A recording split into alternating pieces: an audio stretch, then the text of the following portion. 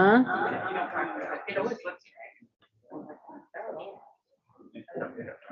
I can't believe it's been. I know.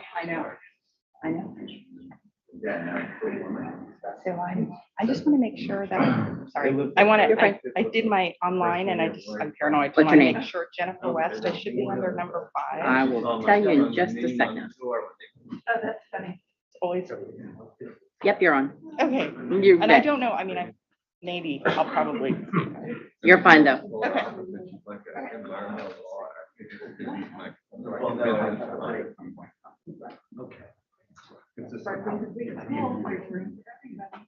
Yeah, I got it.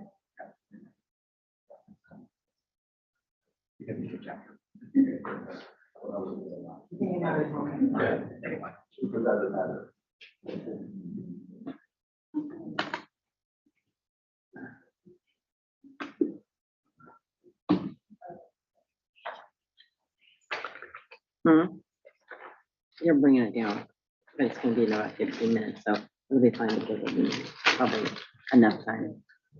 Yeah.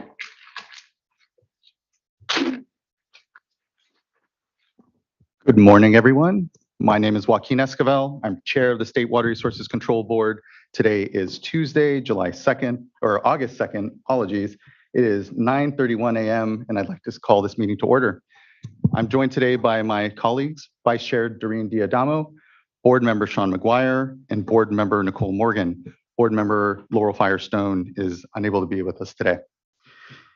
As you can see, this is a hybrid meeting, meaning we have both a online component and then also an in-person here component.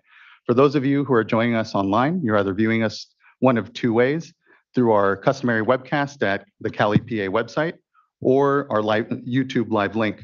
If you intend on commenting on any of the items on today's agenda though, you need to be on the Zoom platform. There are instructions at the top of the agenda on how to do so. If you have any challenges getting onto the platform today though, you may email our clerk of the board at commentletters@waterboards.ca.gov and our clerk of the board can assist you. Until it is your turn to comment on an item, you will be on mute and your video will be turned off. And for those of you here in the room, good morning, welcome. We're here in Sacramento in the California Environmental Protection Agency building. Please do observe the exits closest to you here. If there is an emergency, we'll calmly file out. We'll go to Cesar Chavez Park and await further instructions. Additionally, if you intend on commenting on any item and you are here in person, there is should be a laptop around here to sign up in person. And then otherwise, please do state your name and affiliation when you come up for your item. I also skipped over who is joining us as well, which is our Executive Director, Eileen Sobek, Mike Woloffer, our Chief Counsel, our two Chief Deputies, Eric Oppenheimer and Jonathan Bishop, and our Clerk of the Board is Janine Townsend, and assisting her is Courtney Tyler and Margie Argel. With that, we can move on to our public forum, where any member of the public wishing to address the board on an item not calendared before the board may do so. I think we have roughly about 4 public comment speakers, public forum speakers, and so we can actually begin with Conrad Fisher. Hi, thank you. I just, the Racial Equity Action Plan, again, Conrad Fisher with Water Climate Trust, excuse me.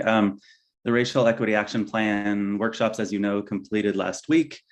And I just wanted to kind of bring up something that has been brought up at every stage of this process, which is that water for rivers is a racial equity issue.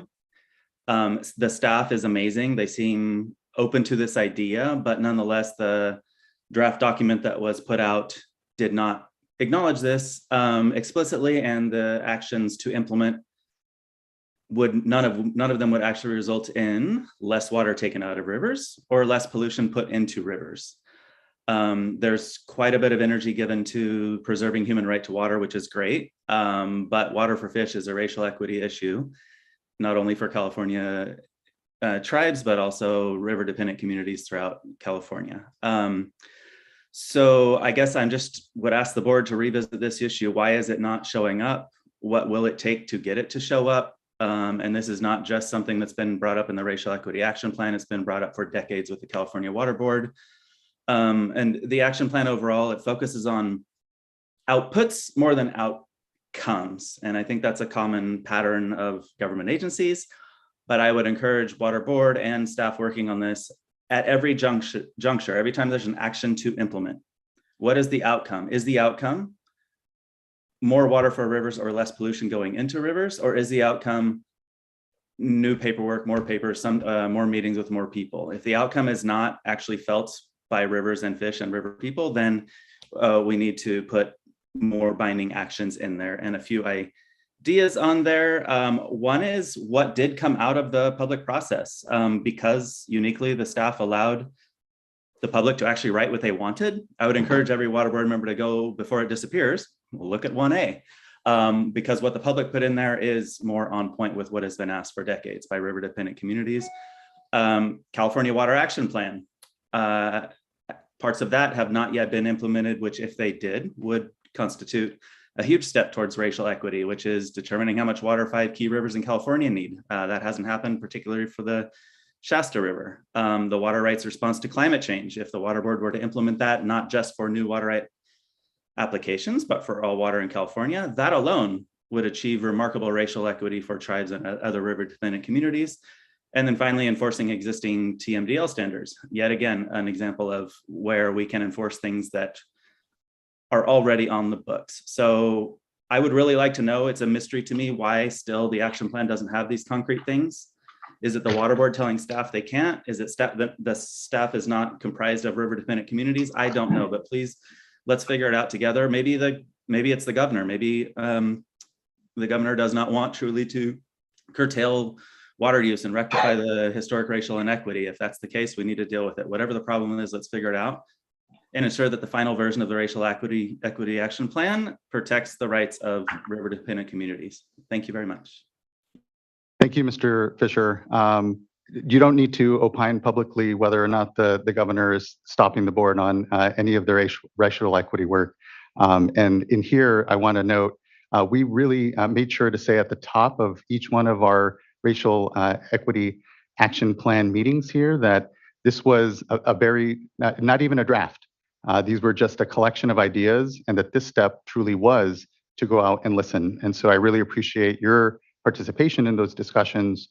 I appreciate your continued advocacy and helping this board accomplish its mission. And I think when you look across, as you well know, this last year, tracking issues like water rights curtailment in the Shasta and the Scott, it's pretty incredible what we've been able to do. And here it's been by the support and faith of this governor. So know that we're incredibly supportive here as a board of making sure we have real, substantive, actual discussions here and really value this input around what specifically we should include in our action plan. And do know that we started these meetings saying this isn't even a draft. This is just our collection of things that came up in the course of here, the racial equity resolution, and then developing these workshops. So we're here to listen, here to hear all voices, and as always, do as best we can to balance what are a really difficult set of circumstances, as you said, are generational in their coming to this board. So I appreciate your comments and importantly, your support around the work. Thank you, Mr. Fisher. Next, I'd like to call David Webb.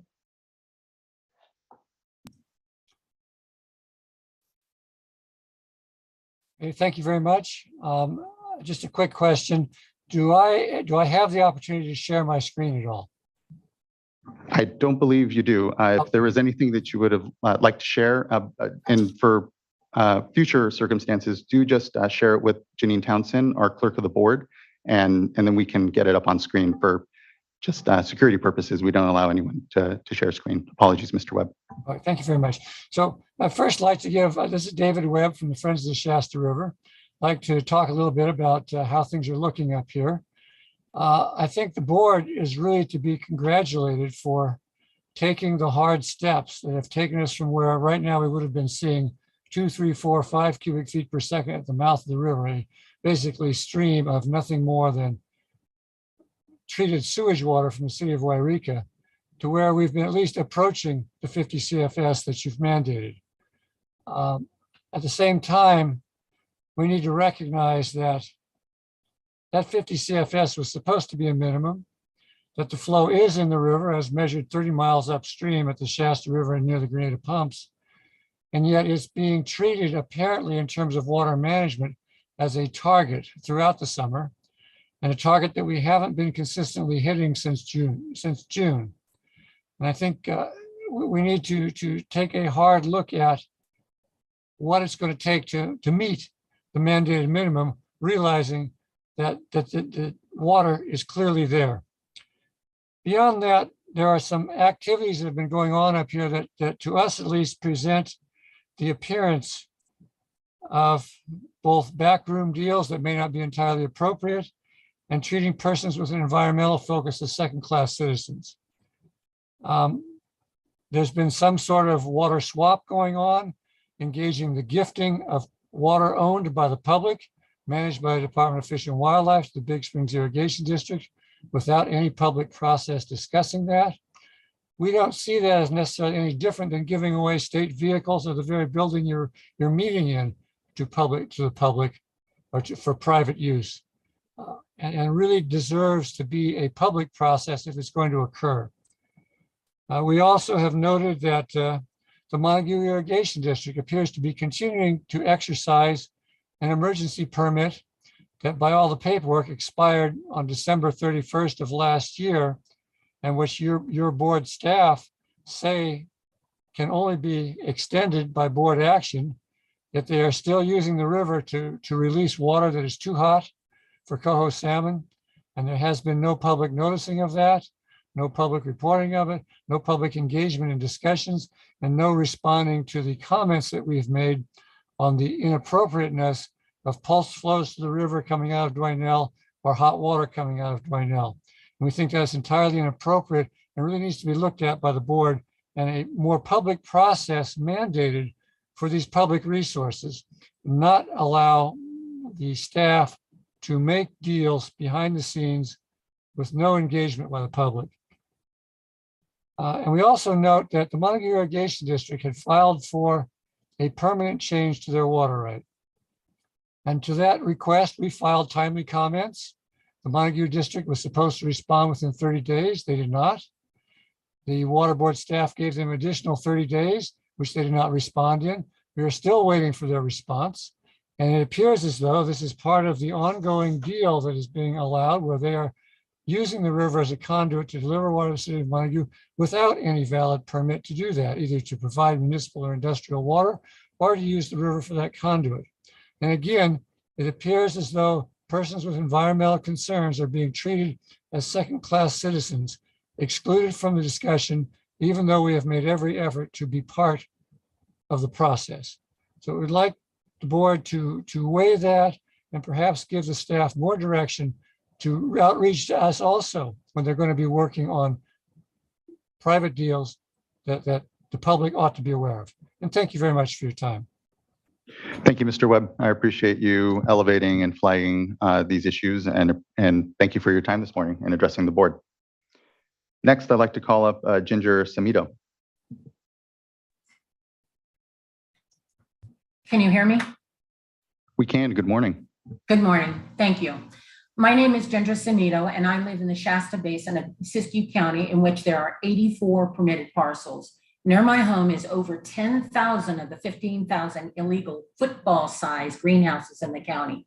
This rural area was targeted by organized criminals because of the lack of resources to enforce regulations and laws. We have only 6 officers to patrol over 1,600 miles of roads, and officers needing backup may wait up till an hour for assistance. 284 of these organized criminals were traced from Trinity County, who pressed by the water board with violations, notice of violations. Oh, where are you? I'm sorry. I apologize. We pulled up, it looks like a slide that you provided the clerk of the board. Sorry. Okay. That's okay. That's okay. Sorry about that. That's okay. Okay, 284 of these organized criminals were traced from Trinity County, who, when pressed by the Water Board with notices of violations, purchased property to reestablish their operations in this county.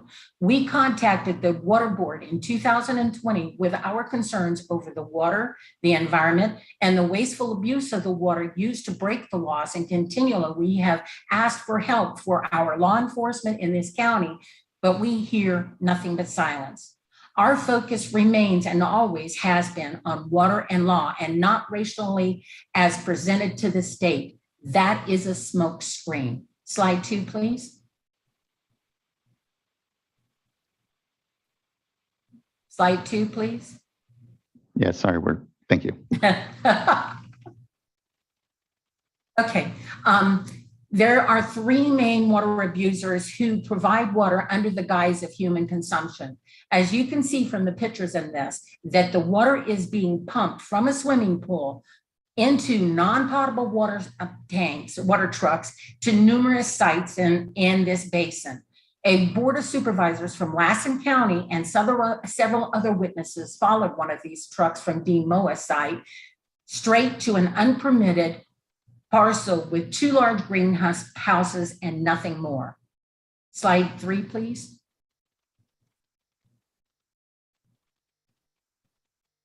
Slide. Thank you. Another water abuser has set up an apparatus to fill multiple water trucks simultaneously and lets it run on the ground between fills, and openly has a sign on the site for delivering water. Although this person has no trucks, only water, selling the water. These water trucks run from 5 a.m. to 11 p.m. in a residential area. No potable certified trucks, no potable water source, and doubtful that the drivers are licensed or with endorsements, proper endorsements, and or there exists any insurance on those trucks. Slide 4, please.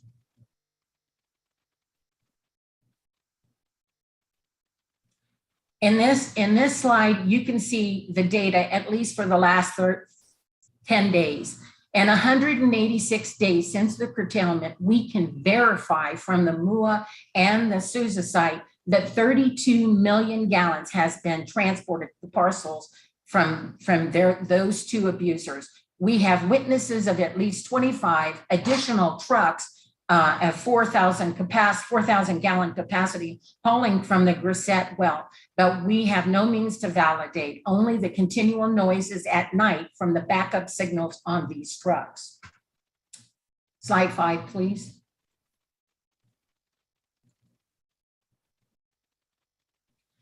We are gravely concerned with the severity of the environmental damage from the massive quantities of toxic chemicals, some banned in the US, the fecal matter in open trenches, the number of burn pits, some burning daily with chemical containers containing denim, and the animal poisoning littering the sites. This valley will become an ecological dead zone if allowed to continue. Slide 6, please.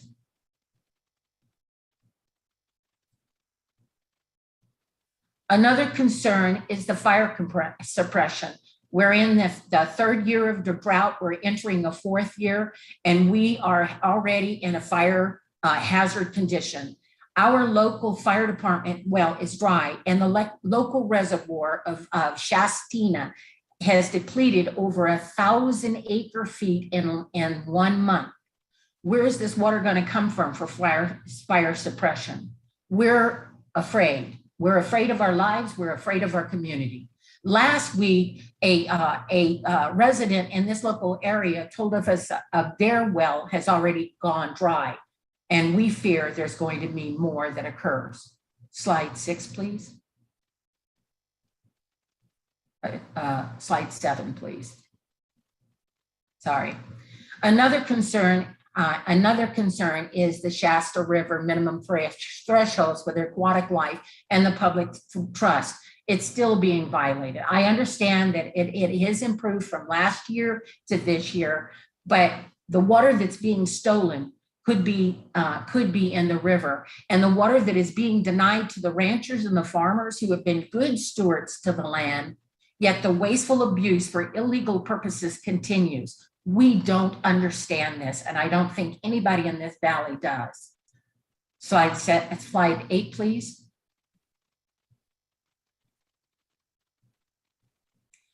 This basin has contaminated soil, possible water poisoning, and air quality degraded by the dust pollutants filled with chemicals and fecal residue, potentially harming the health and safety of every living creature in this valley. Siskiyou County needs help to stop and assist with Superfund cleanup. I'm getting feedback, sorry. Siskiyou County needs help to stop this and the assistance with the Superfund cleanup so that we can make sure that the environment for the future generations is there to enjoy.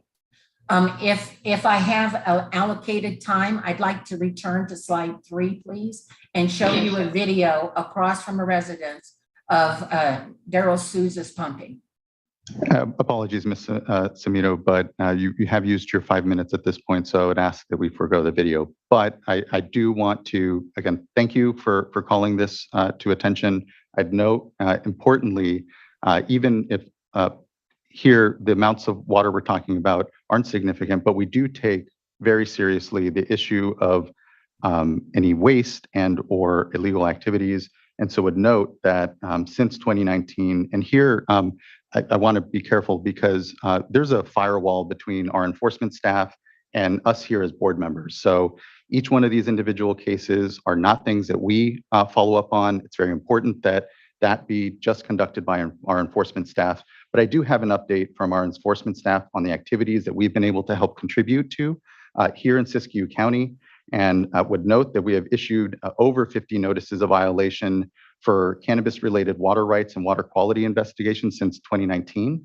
We've conducted 52 drought curtailment inspections since 2020. 25 of those have been in the last 6 months in the county, issued 18 administrative civil liability orders, and are here, again, to be strong partners in tackling what is one component of very complicated circumstances given this drought.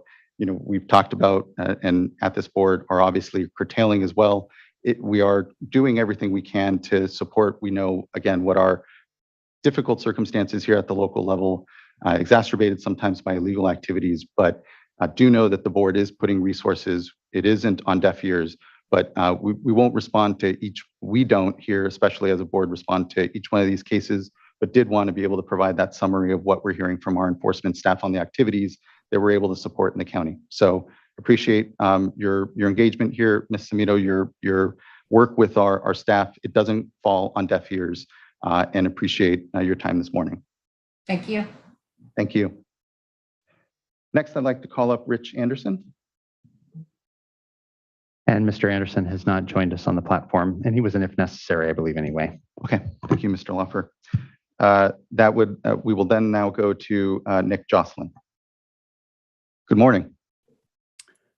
Good morning. Thank you for the opportunity to speak.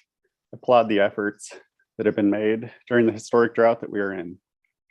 To set the stage for my comments, currently the Shasta River, the USGS gauge in Wairika is reading 44.1 cubic feet a second, not the 50 the drought regulation stipulates, plus the 7 to 8 CFS that taxpayers have paid for. My family settled in the Little Shasta Valley in 1854 and lived on the ranch until around 2010. At that point, my family, who was unable to keep up with regulations, sold to the neighboring rancher. He bought our ranch for the water rights in the ditch we had shared. My family did not go extinct when we sold the ranch. We did not lose that history or tradition. We did not suffer losses like the tribes have suffered. We did not suffer losses like the river has suffered. We simply moved on. Ranchers are not an endangered species, nor are cattle, yet there's a narrative that they both need all of the help the state can give them. In fact, taxpayers have given ranchers in the Shasta Valley somewhere between $75 to $80 million worth of help. That help was supposed to also be for the river and the fish, and yet the river has almost never been in worse shape if we use fish counts as a metric. Fish are on their way out, while ranchers have continuously expanded their acreages. Once reliant on surface water, they are now depleting groundwater at an astonishing rate. The water master just last week estimated that groundwater pumping in the water-bearing formation called the Pluto's Cave Basalt are extracting the surface water equivalent of 100 CFS of water.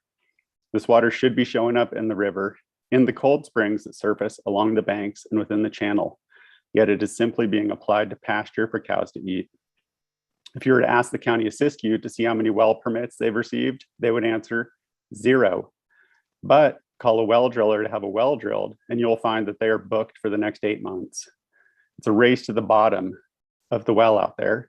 And it's not only harming the aquatic environment, it's harming the surface water rights holders. The point of all this is to suggest that it is time to be honest with the ranchers out there. Ranching in the Shasta Valley is no longer in balance with the resources that are seasonally available. We cannot ignore that fact anymore.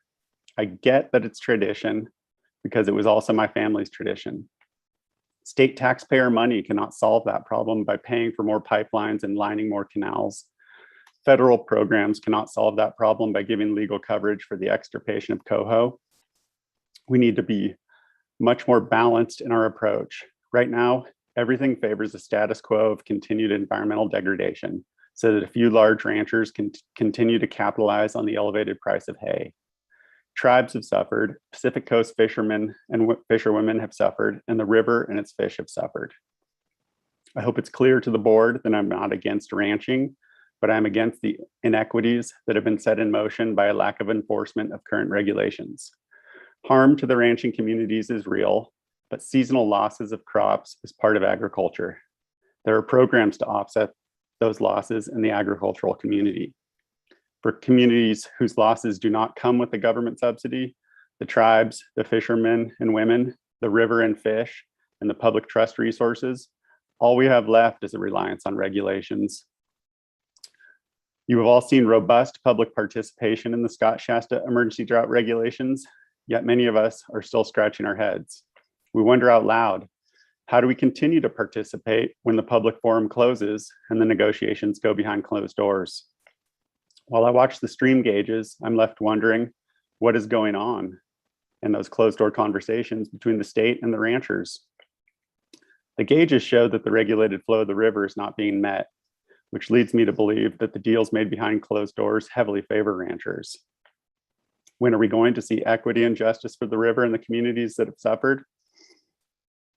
I'll wrap it up with the following questions. Have we become so averse to conflict that we cannot enforce regulation? What is the point of going through the motions of creating new regulations to address drought if we do not enforce them? And absent enforcement, what are regulations? And I'll finish by echoing Max Gomberg that inhabiting the middle ground between advocates, industry, and other status quo defenders does not make you reasonable. It makes you complicit. Thank you for your time. I appreciate your comments, Mr. Jocelyn. And, I'll follow up with another quote from a previous chair, Mr. Don Mon, who said, regrettably, the board has never had the luxury of advocating for any one aspect of administering water rights or our mission, and instead have to continue to be open and understand how we best actually make and advance some opportunities here. And I maybe added some things at the end there, but I appreciate your comments and your advocacy, truly. Thank you. Next, I'd like to call up Sheila. And Sheila was on the platform briefly, but had dropped off. She was also a speak if necessary. Thank you, Mr. Loffer. That wraps up our public forum, and appreciate everyone's time for addressing the board today and continuing to contribute to its success. Next, I'd like to now move on to our first item, which is adoption and consideration of the board meeting minutes for the July 19th and 20th board meeting. I'll make a motion to adopt the July 19th and 20th board meeting minutes. Second. Thank you, Ms. Townsend. Can we have a roll call vote?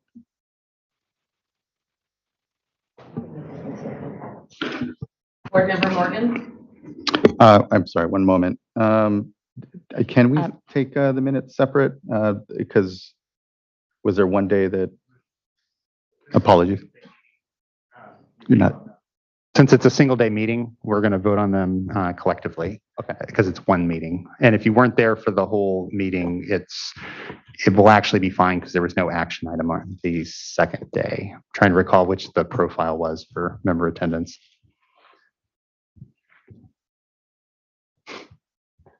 Okay. Board Member Morgan, Aye.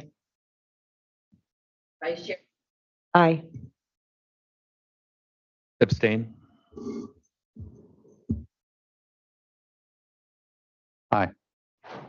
thank you all. Thank you.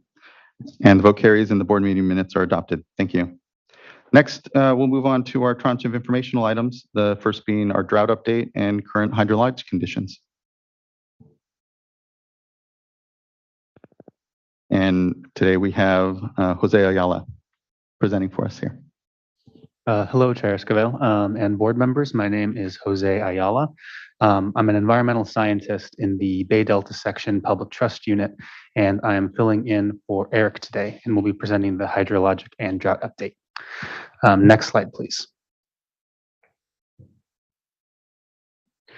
So before we get into the update, I will briefly go over what we'll be covering today. We'll be starting with an overview of current hydrologic conditions, followed by updates on watersheds where we have active regulations and curtailments. I'll be then turning it over to the Division of Drinking Water. Next slide, please. So here we have an overview of the major water supply reservoirs in California. And as you can see, most reservoirs are below historical averages for this time of the year. Shasta Lake currently has just under 1.7 million acre feet, which is 54% of its historical average storage. Oroville has around 1.5 million acre feet, which is 62% of its historical average. And some reservoirs like Folsom and New Bullards Bar are actually in pretty good condition, with storage at Folsom Reservoir at just under 600,000 acre feet, which is 96% of its historical average, and storage at New Bullards Bar at around 770,000 acre feet, which is 102% of its historical average. Next slide, please. So here we have some information about a few other reservoirs that are not included on the previous map. Pyramid Lake is at 91% capacity, Cachua Reservoir is at 41% capacity and 57% of average. Diamond Valley Lake is at 66% capacity, and San Luis Reservoir is at 32% capacity and 73% of average. Next slide, please. So this is the drought monitor for California as of July 26th. Almost all of the state is in the severe tier of drought intensity, with more than half of the state in the extreme tier, shown in red. We can also see that areas of exceptional drought have expanded across Fresno County and across the majority of Madera County. Next slide, please. Similarly, the Colorado River Basin is largely in the severe drought tier, with some areas in the extreme to exceptional tiers. Some of the areas of exceptional drought have expanded a bit, but in the eastern portion of the graphic, primarily in New Mexico and southern Arizona, areas that were in the severe to exceptional tiers have actually moved into the moderate to severe tiers. Next slide, please. So we're also including several graphs and figures in this update to highlight current conditions for major Colorado River reservoirs. In particular, we want to highlight conditions in Lake Mead, showing conditions for the last 22 years, which is approximately the length of the Southwest mega drought that has recently been highlighted in the media. For reference, a mega drought is a drought lasting 20 or more years in duration. During the last 20 years or so, Lake Mead elevations have fallen 168 feet from approximately 1,212 feet above sea level to approximately 1,040 feet above sea level as of July 21st. In particular, the lake has fallen 60 feet in the last 2 years and is only 90 feet from its minimum elevations at which it can no longer effectively produce power. Next slide, please. So this is a series of photos from NASA, which illustrate how significant this long-term drawdown in Mead has actually been. On the far left, we have a photo from 2000. In the middle, we have a photo from 2021. And then on the right is a photo from 2022. Next slide, please.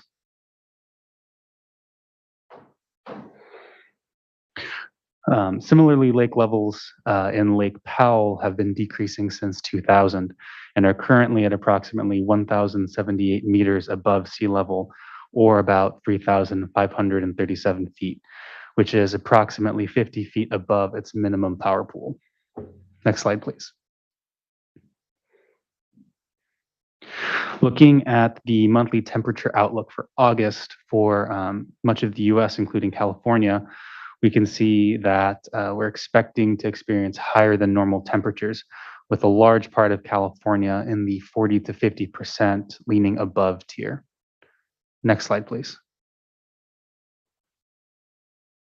So now we'll be moving back into our watershed overviews, and we'll be starting with the Delta. So the table to the left shows the current curtailment status of the subwatersheds in the Delta. This table is similar to the one we presented at the previous board meeting, but as a reminder, subwatersheds that have a priority date of first curtailment of watershed, those are curtailed to the status of the broader watershed. So, for example, the Upper Feather River is curtailed to watershed, so curtailments would go back to 1917. Where it says riparian, that means that all water holders are curtailed, including riparians in that subwatershed. Generally speaking, curtailments are going back to around 1917 for most of the Sacramento River watershed, with many San Joaquin subwatersheds being curtailed to 1900. These curtailments on the table went out on Tuesday, the 26th, and became effective Wednesday, the 27th. The first curtailment status update for August will go out later today and will be effective tomorrow, August 3rd. I did receive word earlier today that it is more likely that the update will curtail all pre-1914 rights in the San Joaquin and will likely curtail senior post-1914 water right holders in the Sacramento and Legal Delta.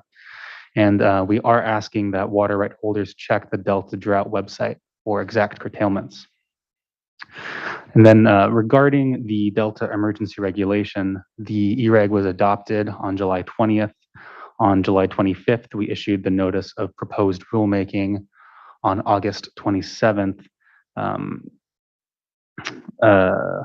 August 2nd, excuse me, today we actually plan to submit the emergency regulation to the Office of Administrative Law for review and approval. And following review and approval, we anticipate that the updated EREG will be effective sometime between August 11th to the 15th. And as a result of approval, it is likely that there will be additional curtailments in the Sacramento and Legal Delta around mid-August. Water right holders who have submitted compliance forms or exception requests will not need to resubmit these forms as a result of the EREG adoption. Next slide, please. So moving on to Mill and Deer Creek, as of July 1st, there is no in-stream flow requirement in effect. And while there is no minimum in-stream flow requirement in these watersheds, Mill and Deer are still subject to curtailments through the Bay Delta regulation based on their priority of right. Staff are proposing readoption of the emergency regulation, and the draft regulation and other materials such as the digest, fiscal analysis, and notice of proposed rulemaking are planned for release for public comment on August 5th.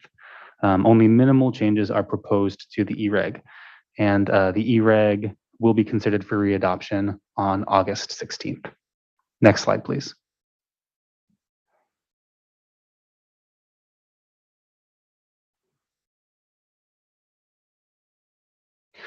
So moving on to the Russian River, the Federal Energy Regulatory Commission issued an order to PG&E on July 27th, approving a variance that will reduce flows from the Potter Valley project to the Russian River watershed.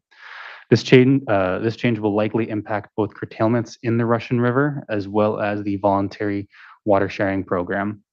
The division will closely monitor flow conditions, but staff do expect to post a revised curtailment status list in early August, reflecting the reduced water availability in the watershed.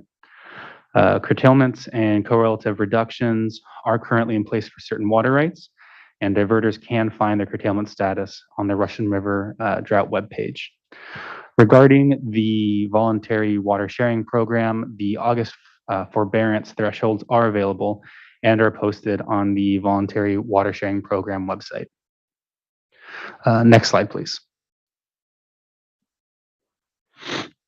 So onto Lake Mendocino storage levels. Storage in Lake Mendocino is just over 50,000 acre feet, and the impacts of the curtailments and the water sharing agreement can be seen here, with storage levels remaining steady since June. Current storage levels are much better than they were last year. However, we do expect to see depletion in storage over the next few months due to the FERC flow variance. Next slide, please. So turning to the Scott Shasta watersheds, last Friday, the Office of Administrative Law approved readoption of the Scott Shasta Drought Emergency Regulation with amendments, and the updated regulation is now in effect. Due to the ongoing fires in the area, the information order on this slide will no longer be sent out today. And the division continues to review and approve groundwater local cooperative solutions in the Scott River watershed.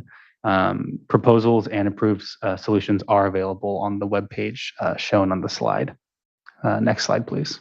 I just want to note, Mr. Ayala, I really appreciate just the sensitivity I know that we do have, that our communities are facing multiple emergencies. It isn't just drought that, and regrettably, communities are facing. It is wildfire, and here taking the balance to say, you know, how best do we acknowledge that that's the case and have appropriate flexibility here. So just wanted to know, and thank you for that. And I have a bit more information on that on the next slide as well. So with respect to curtailments, all surface and groundwater rights remain curtailed in the Scott River watershed. As of 7:30 a.m. this morning, the flow at the USGS gauge near Fort Jones was 10.4 CFS. Yesterday, an additional curtailment order was issued in the Shasta River watershed to a priority date of April 1st, 1885. Water right holders are conditionally curtailed under this order and are required to coordinate diversions with the Scott Valley and Shasta Valley Water Master District and State Water Board as applicable. As of 8 a.m. this morning, the flow at the USGS gauge near Wairika was 44.1 CFS. And as Chair Esquivel mentioned, we also would like to highlight that there are many people in Siskiyou County facing challenges due to the McKinney fire. And we want to remind recipients or other parties watching that if they are in receipt of a board order but cannot address the order timeline due to an evacuation order, they should contact the State Water Board staff at the earliest convenience. The curtailment order issued for the Shasta River watershed does provide an extension of time if parties are affected by an evacuation order. Next slide, please.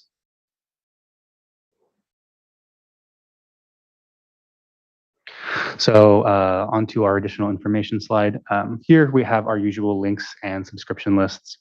As always, we encourage folks to sign up for these lists to keep up to date with news and updates. And unless there are any questions, at this point, I will turn it over to the Division of Drinking Water. Thank you, Mr. Ayala. I just have to note, you know, how incredible and the scale of the work is that we're having to do, and the difficulties certainly that this drought is putting on communities, but just the appreciation I have for the amount of engagement that has happened just in this last year with water right holders, with watersheds, even amongst all that stress, because the amount of progress we've been able to see and even administering rights and seeing agreements develop and seeing folks really grapple in a substantive and meaningful way with these challenges has been incredibly impressive. So just want to, again, always note and thank the Division of Water Rights here for what has been truly a Herculean effort and historic one, given the unprecedented conditions that we're in. So just thank you, Mr. Ayala. And we'll go to Mr. Zuniga, and I'll look to any board members if they have any comments on the water rights side. Okay, thank you. This is Eric Zuniga. I just wanted to say good morning to everybody, Chair Esquivel, members of the board. So I was off last week. I did not prepare any slides for Division of Drinking Water, but I do have some talking points I think that are timely to deliver on the Division of Drinking Water's drought response initiatives. So firstly, I wanted to say that there was about 137 drought reporting orders that we issued on Monday, July 25th. This is our first phase for our 2022 drought orders that we are issuing. These are reporting orders for reporting to us on drought conditions for their water systems. Many of these were already previously drought reporting, so it won't be new to those who were already reporting. Their first report is due for the month of July 2022, and that'll be due on August 7th. So we're working on getting folks updated and accounts and refresh with the information on the webpage to get that done. So we're looking forward to utilizing that data collected to help prioritize which systems need additional resources to help avoid a water outage or shortage situation that could potentially happen this summer. So we're still working on phase 2, which will consist of 121 additional drought reporting orders for water systems. And that is expected to be released around August 15th. And that'll be more systems that are not currently reporting. So those will be the ones that will begin reporting for the month of August 2022. So with that, we're also planning a workshop training for both phase 1 and phase 2 systems on August 9th from 2 p.m. to 4 p.m. to help assist them in understanding the order requirements and how to navigate our reporting system.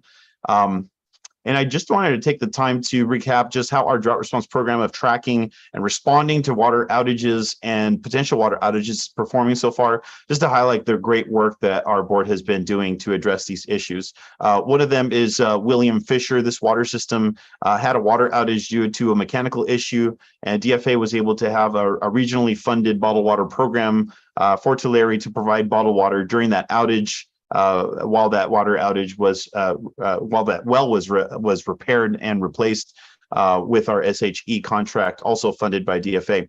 Teviston on the 17th of May, they reported through our portal that they were experiencing a severe water shortage, and our field offices collected information that their tank was on the verge of failure. So we requested our funding program to approve an emergency replacement of the tank, and we did get that official approval to do the replacement on July 22nd, and installation is currently underway. For Tuleville, we had a water outage that was delivered, hauled, and bottled water, also funded through Division of Financial Assistance through Self-Help Enterprises. And we also sent a letter in a collaboration between Division of Drinking Water and our Sigma group to the local groundwater sustainability agency, asking them to step in if there are any wells in the area that could be negatively impacting the water system supply well, and seeing if there's anything that can be done about that. Consolidation project continues with the city of Exeter. It's still in the early planning stages, so we're looking to see what portions of that project could be expedited to help the community. When it comes to Seville, well, actually, yeah, so Seville, so after a loss of pressure and outages on July 10th, SHE delivered hauled and bottled water deliveries to this community to maintain supplies and pressures. I'm happy to report that the system is now able to maintain pressure mostly on its own, with no outages reporting since the hauling began. And some hauling is still needed to obviously to get the system back up and running, but we are anticipating a date when no hauled water is going to be needed for this system. And we are working on also expediting their consolidation project with a nearby city, which is in the final phase of construction. The last one is East Arosi. This is a good example of a water outage and just the quickness of the response of our ability to get out there on the ground within hours. So they experienced a water outage, and within 12 hours, we were able to get them back into service. SHE was able to do the repairs for the well to get that well up and running. It was a power failure, not a dry well situation.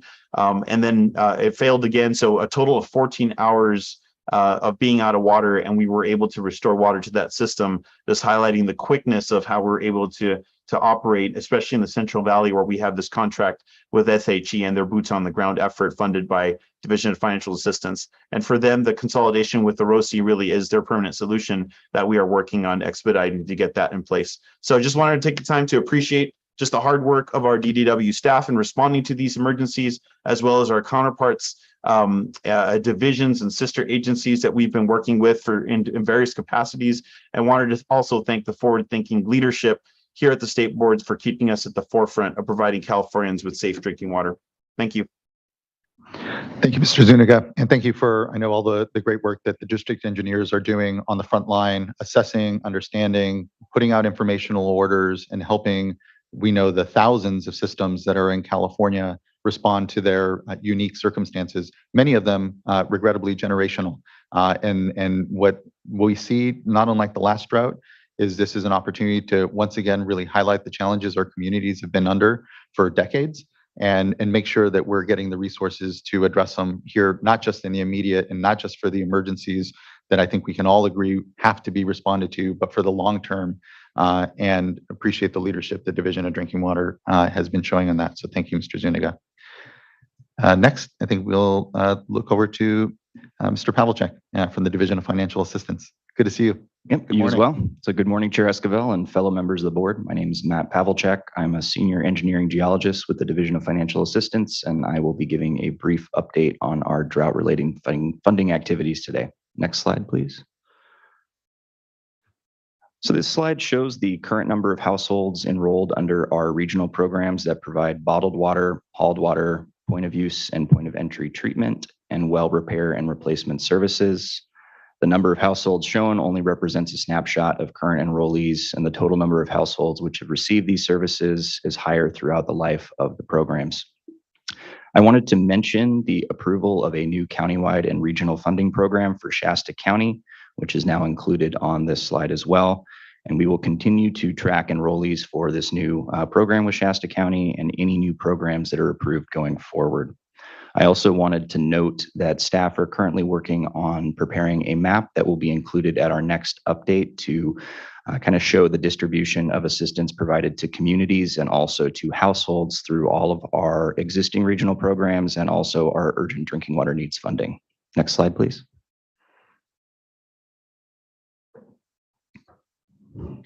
And so this slide summarizes our drought funding activities since July 1st of 2021.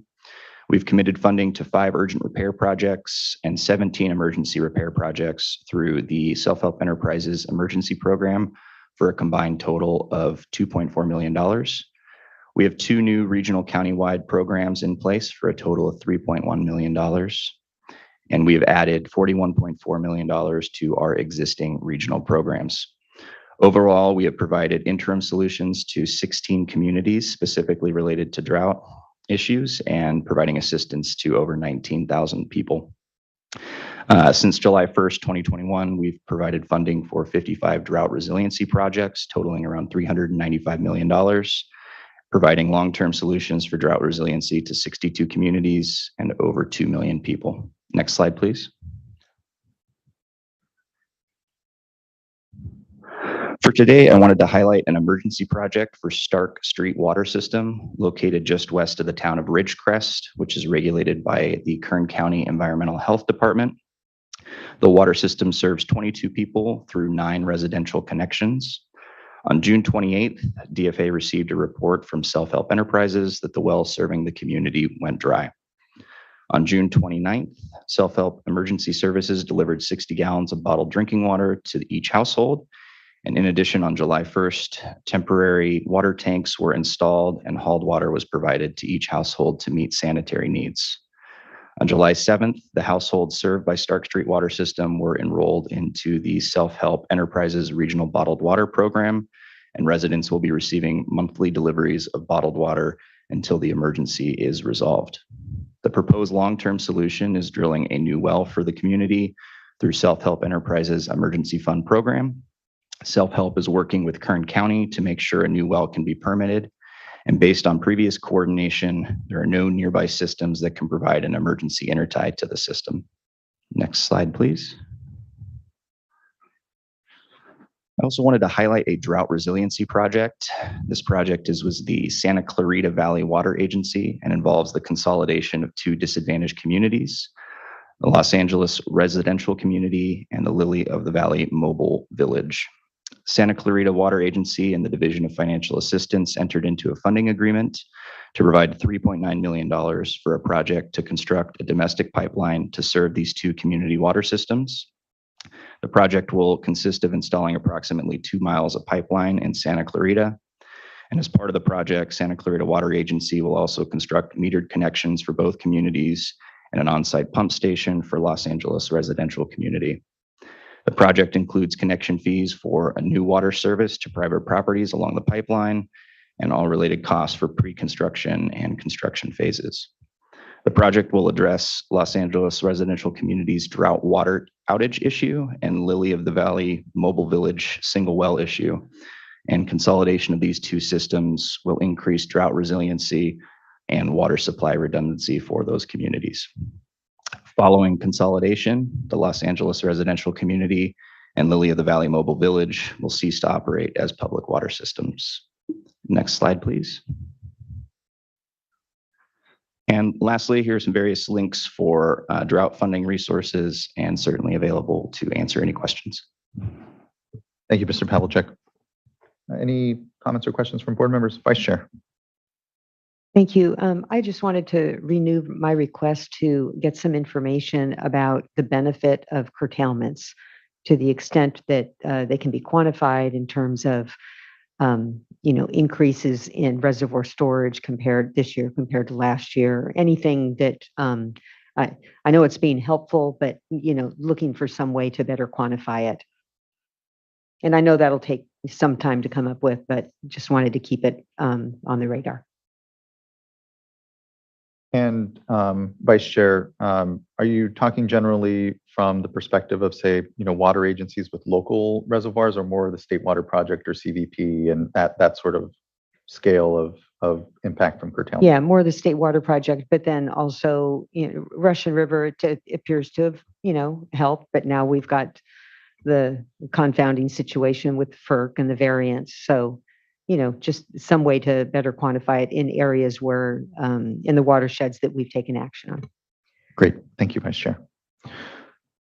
Other board colleagues with comments or questions? Okay. Thank you, Mr. Pavlicek. We have one public commenter, and we can go to them, and that would be Conrad Fisher.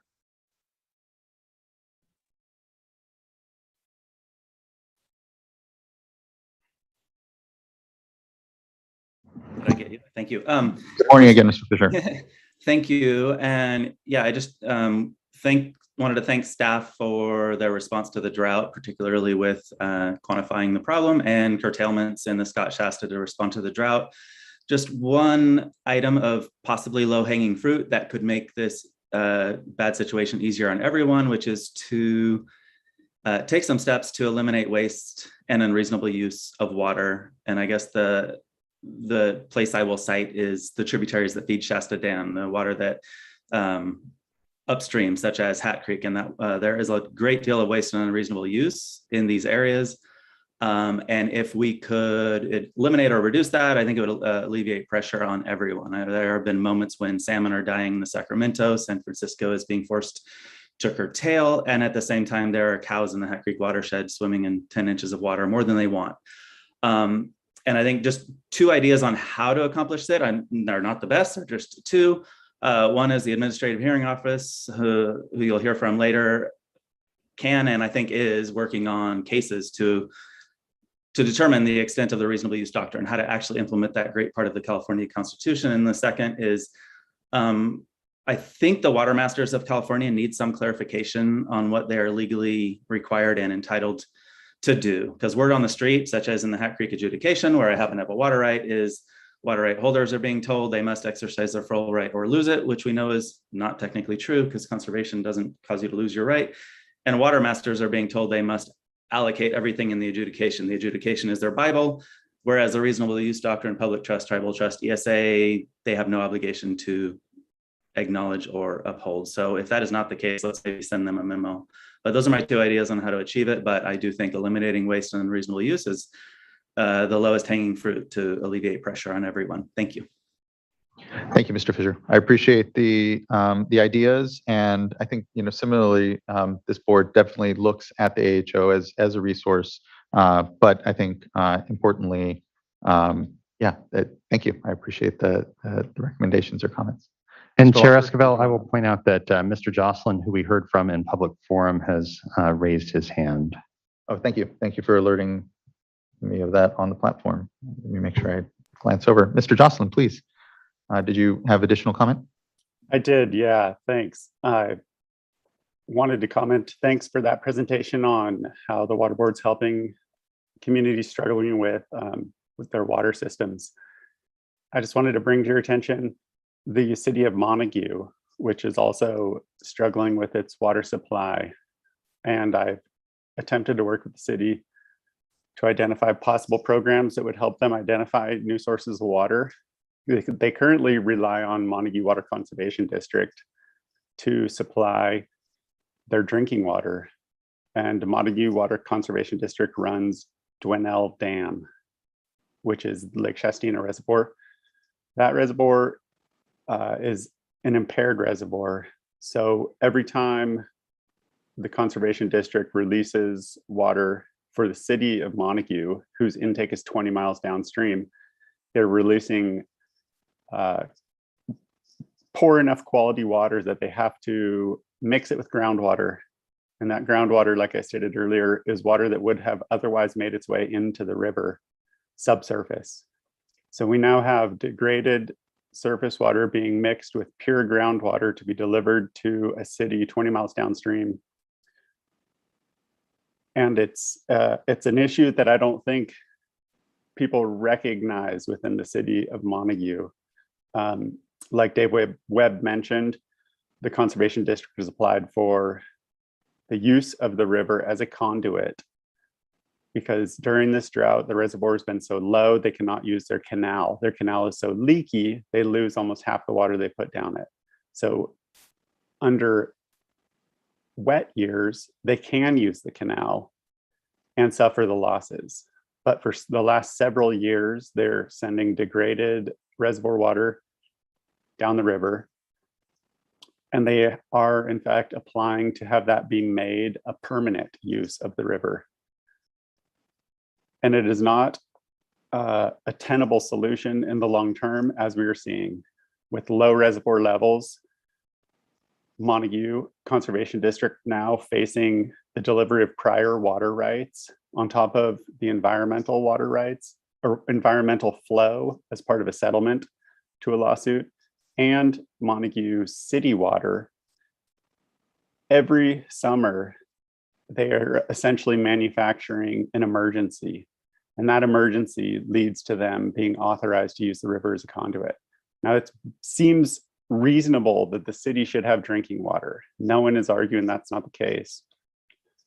But with all the other programs going on in the Shasta River, they are seeking more and more variants to using the river as a conduit, where they will be adding degraded reservoir water mixed with pumped groundwater in order to fulfill promises being made in the federally approved safe harbor agreements.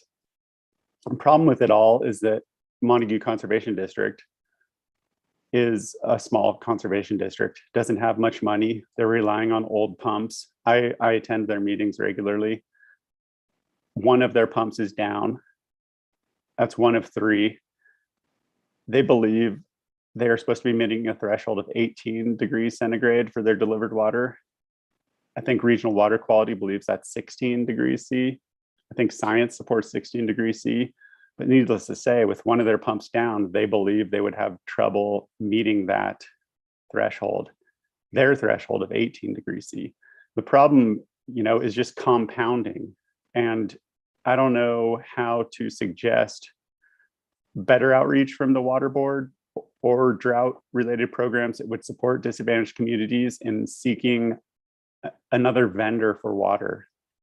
I think, although not everybody likes this idea, Fish and Wildlife's 1707 on the Shasta River that was recently negotiated in a local cooperative solution with Big Springs Irrigation District. So that's negotiating state water for private ranching. I think Fish and Wildlife could negotiate a deal where they'd give state water to public municipality for drinking water would be a more equitable discussion to have. And so I just wanted to bring that to your attention. Thank you. I really appreciate you bringing it to the attention and the information and engagement around. I know I've often heard, I've heard sometimes of Montague, and I know that there are challenges up there. And so I appreciate you providing additional information to the board here. Thank you, Mr. Jocelyn. Thank you. Okay, I believe that wraps up our commenters for this informational item. Anything further from fellow board colleagues? Seeing none. Thank you, Mr. Pavlicek. Thank you, Mr. Ayala and Mr. Zuniga. Really appreciate it. That will now allow us to move on to item number 3, which is an update on our monthly water production and conservation data. After that item, we will take a break. We will come back and then start in on item 5, just to kind of let people plan for, apologies, item number 4, and let people plan for their day here. We'll have to break for lunch sometime in the middle of item 4. We have a number of commenters, somewhere around 20. So just a note for everyone. Good morning. Good to see you. Good morning, Chair Esquivel and members of the board. Good to be with you here today. We have a fun agenda. We're first going to be providing a quick overview of the emergency regulations and also an upcoming workshop. After that, Marielle will share the latest conservation and production data. And then lastly, we'll hear from a guest speaker, Laura Allen, who is the co-founder of a group called Greywater Action. And apologies, I forgot to introduce myself. My name is Charlotte Ely, and I supervise our conservation program here at the State Water Board. Next slide, please. So the climate and conservation team just wanted to make board members and the public aware that we have updated the website for the emergency conservation regulations that were adopted in January and June of this year. We've also updated the frequently asked questions document and now have one very comprehensive document that's organized by, who is affected by these emergency regulations.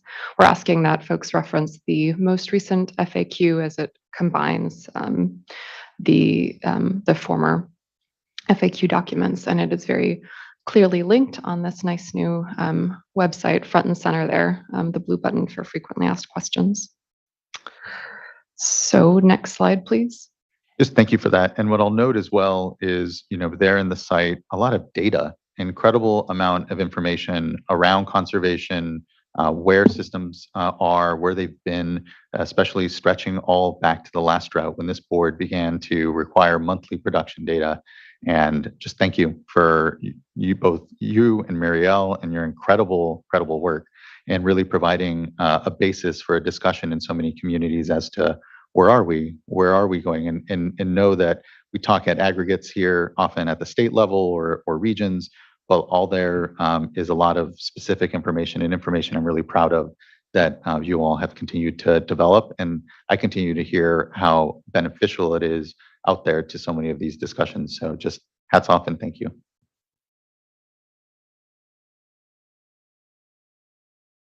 So here we just wanted to remind all of you and also make sure our attendees of this board meeting are aware that we will be holding a public workshop, a staff workshop on Friday, August 12th from 1 to 4 p.m. It will be remote participation only. And what we'll be doing is presenting the findings of an analysis that was undertaken to understand how potential water use efficiency standards for urban retail water suppliers may affect trees and parklands. This analysis was something that the State Water Board was directed to undertake with the passage of AB 1668 and SB 606, the 2018 conservation legislation. We circulated a notice about this, and our website has also been updated to include information about about this workshop and also all the information from previous workshops to look at the impacts that might be felt by local wastewater management. And with that, I will pass it over to Marielle. Right. And now the numbers. So this is for June of this year, and we will first be talking about residential use. So the second round of the drought emergency regulations went into effect at the end of May, and the numbers seem to indicate that we're seeing some positive impacts from that. June 2022 average residential use was 101 gallons per capita daily, which is almost as low as June of 2019, which is actually notable because, as you can see from the color of the bars, that was actually a wetter than normal year. Next slide, please. When looking at total production, water savings more than doubled from May to June. So when comparing to June of 2020, June 2022 statewide water use was 7.6% lower, which brings the cumulative savings for the past year up to 2.7% relative to 2020. Next slide, please. If actually we can hang on this slide for a moment, Marielle, but I really do appreciate, and especially now, it's been a year of the governor's call for voluntary conservation. And what we see is, again, in December, October, we're meeting, right? We've come to about 15%. And it's because they were so abnormally wetter compared to, some of the baseline year. And then really seeing these incredible increases where the abnormality of the dryness between January and March just stands out amongst some of this use. And what is important to see is that turnaround. We did pass in late May our regs. All water agencies are now at level 2 of their water shortage contingency plans, and we've begun banning the irrigation of non-functional turf.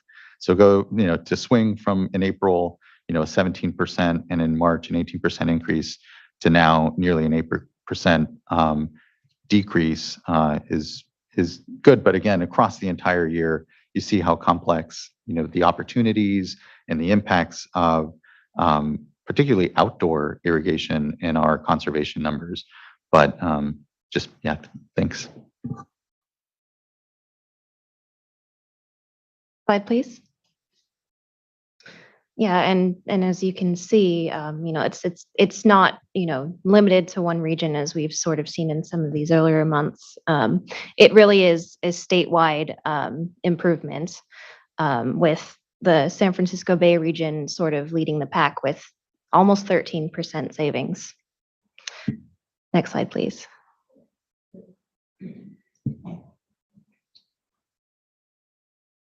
Okay, so whenever we give one of these updates to the board, we like to provide a conservation tip. And for this month, our tip is to stay green with gray water. Californians can reduce outdoor water use, right, by transforming their thirsty lawns into efficiently irrigated and low water using gardens. We can also irrigate these California-friendly landscapes with gray water. So that's gently used water from your bathroom sinks, showers, tubs, and washing machines. It's estimated that Californians produce about 1 billion gallons of gray water every day, and we can harness this resource to keep our gardens green. So on this slide, there are pictures of a couple different types of thriving life forms. On the sort of top left, we have my youngest daughter, Cora, pointing to what is called a three-way valve. And this is what operators of gray water systems can use to either direct the water from the washing machine, in this example, either to the sewer or to the garden. And so that's that yellow bar that you see there. And then in the middle, you see my older daughter, Raya. She is leaning against the piping that exits the house and then conveys the water, the gray water, to our three trees that we irrigate it with. And so these trees now have been completely removed from our potable water irrigation system, and they subsist entirely from gray water. We have a maple tree and a pomegranate tree and a persimmon tree that provide all of our favorite fall fruit needs throughout the course of October and November. So with that, we'll take some questions from the board, and then we'll be turning it over to Laura. Looking over to my fellow colleagues. No questions. Thank you. All right. Well, so Laura Allen is a founding member of Greywater Action, and she has spent the last 20 years exploring simple and ecological water solutions. She is the lead author of the San Francisco Greywater Design Guidelines for Outdoor Irrigation, which I used when I was living in San Francisco, and has authored the Water-Wise Home, How to Conserve and Reuse Water in Your Home and Landscape. So she has a BA in environmental science, a teaching credential, a master's degree in education. She leads classes and workshops on rainwater harvesting, greywater reuse, and composting toilets. She's presented widely on greywater reuse, including at conferences like the Water Smart Innovations Conference and the Pioneers Conference. And after today, she'll be able to add presenting to the State Water Resources Control Board to her list. So thank you, Laura, for being here. Yes, thank you, Ms. Allen. Welcome. And thank you, Ms. Seeley, for having Ms. Allen present here before us. Great, thanks for having me. Should I start? Yes, thank you. So I'm just going to talk a little bit about greywater in the landscape, focusing on residential, what average people can do in their homes to help make a difference with saving water, as well as keeping their landscapes thriving, particularly their trees. Next slide, please. And as you know, just heard, there's a lot of greywater produced. We can't tap into all billion gallons every single day, but there really is a significant amount of water. So it's huge potential, and it's really undertapped resource. Next slide, please. It's a really nice alternative for people during droughts when they're getting a lot of messaging like conserve, let your lawn die, all these things that are really important. It's an alternative because landscapes can be thriving. They can be growing beautiful food. There's a peach tree grown with greywater. They can grow ornamentals, habitat plants, just all sorts of plants that do need frequent irrigation without using that potable water that we can save for other things. Next slide, please. So this is a picture of a California landscape irrigated with greywater. As you can see, it doesn't have a green lawn. It has a lot of low water use plants, which need to be the majority of the landscape. And then there can be these plants that need frequent irrigation. We can call them like moderate water use plants or even high water use plants. And those select plants can be irrigated with greywater. It's all going subsurface into the landscape. These systems can be very low maintenance, very affordable, very doable for the average person. Next slide, please.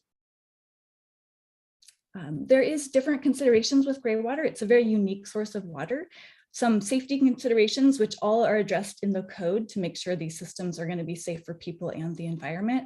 It's not potable water, so there shouldn't be contact. It's required to be distributed below ground, so it's covered.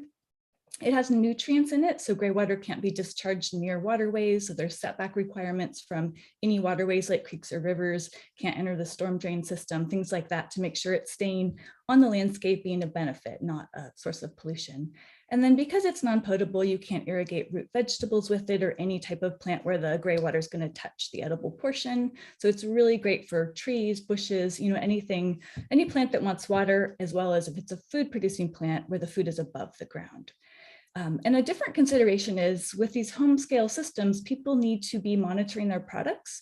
And that might sound like a big challenge, but it's actually not. I've worked with hundreds and hundreds of homeowners and professionals wanting to do greywater for their clients, and people are very willing to switch their laundry soap out if it means that their water is going to be a high quality for their landscape. So it does take a little bit of awareness, user education, but it's really not hard to do, and people are very willing to make that small change. Next slide, please. So greywater is legal in the state code. It's been legal for a couple of decades now. There's still not widespread understanding of it, depending on where you are in the state. So there's definitely some room for education around the state. Some cities and agencies have really taken the lead and made it, encouraged it, helped people do the systems. Other places don't actually know that it's legal yet. So there's a wide range of what people experience when they want to go do these systems, but it definitely is legal. It's regulated in the plumbing code, chapter 15. Next slide. And in the plumbing code, which has the different requirements for the system, some don't need a permit, like the washing machine system, all the others do. The code really outlines how to keep your system safe. For example, keeping it a certain distance away from the sidewalk or property lines or anything that could create an unforeseen problem. This is a front yard gray water system in Southern California. The gray water is going subsurface into these basins full of wood chips, which filters the water and lets it percolate down into the root zone of the plants. It's irrigating some of the fruit trees and other of the plants. And then the rest of the yard is very low water use plants that don't need much or a very small amount of irrigation. Next slide.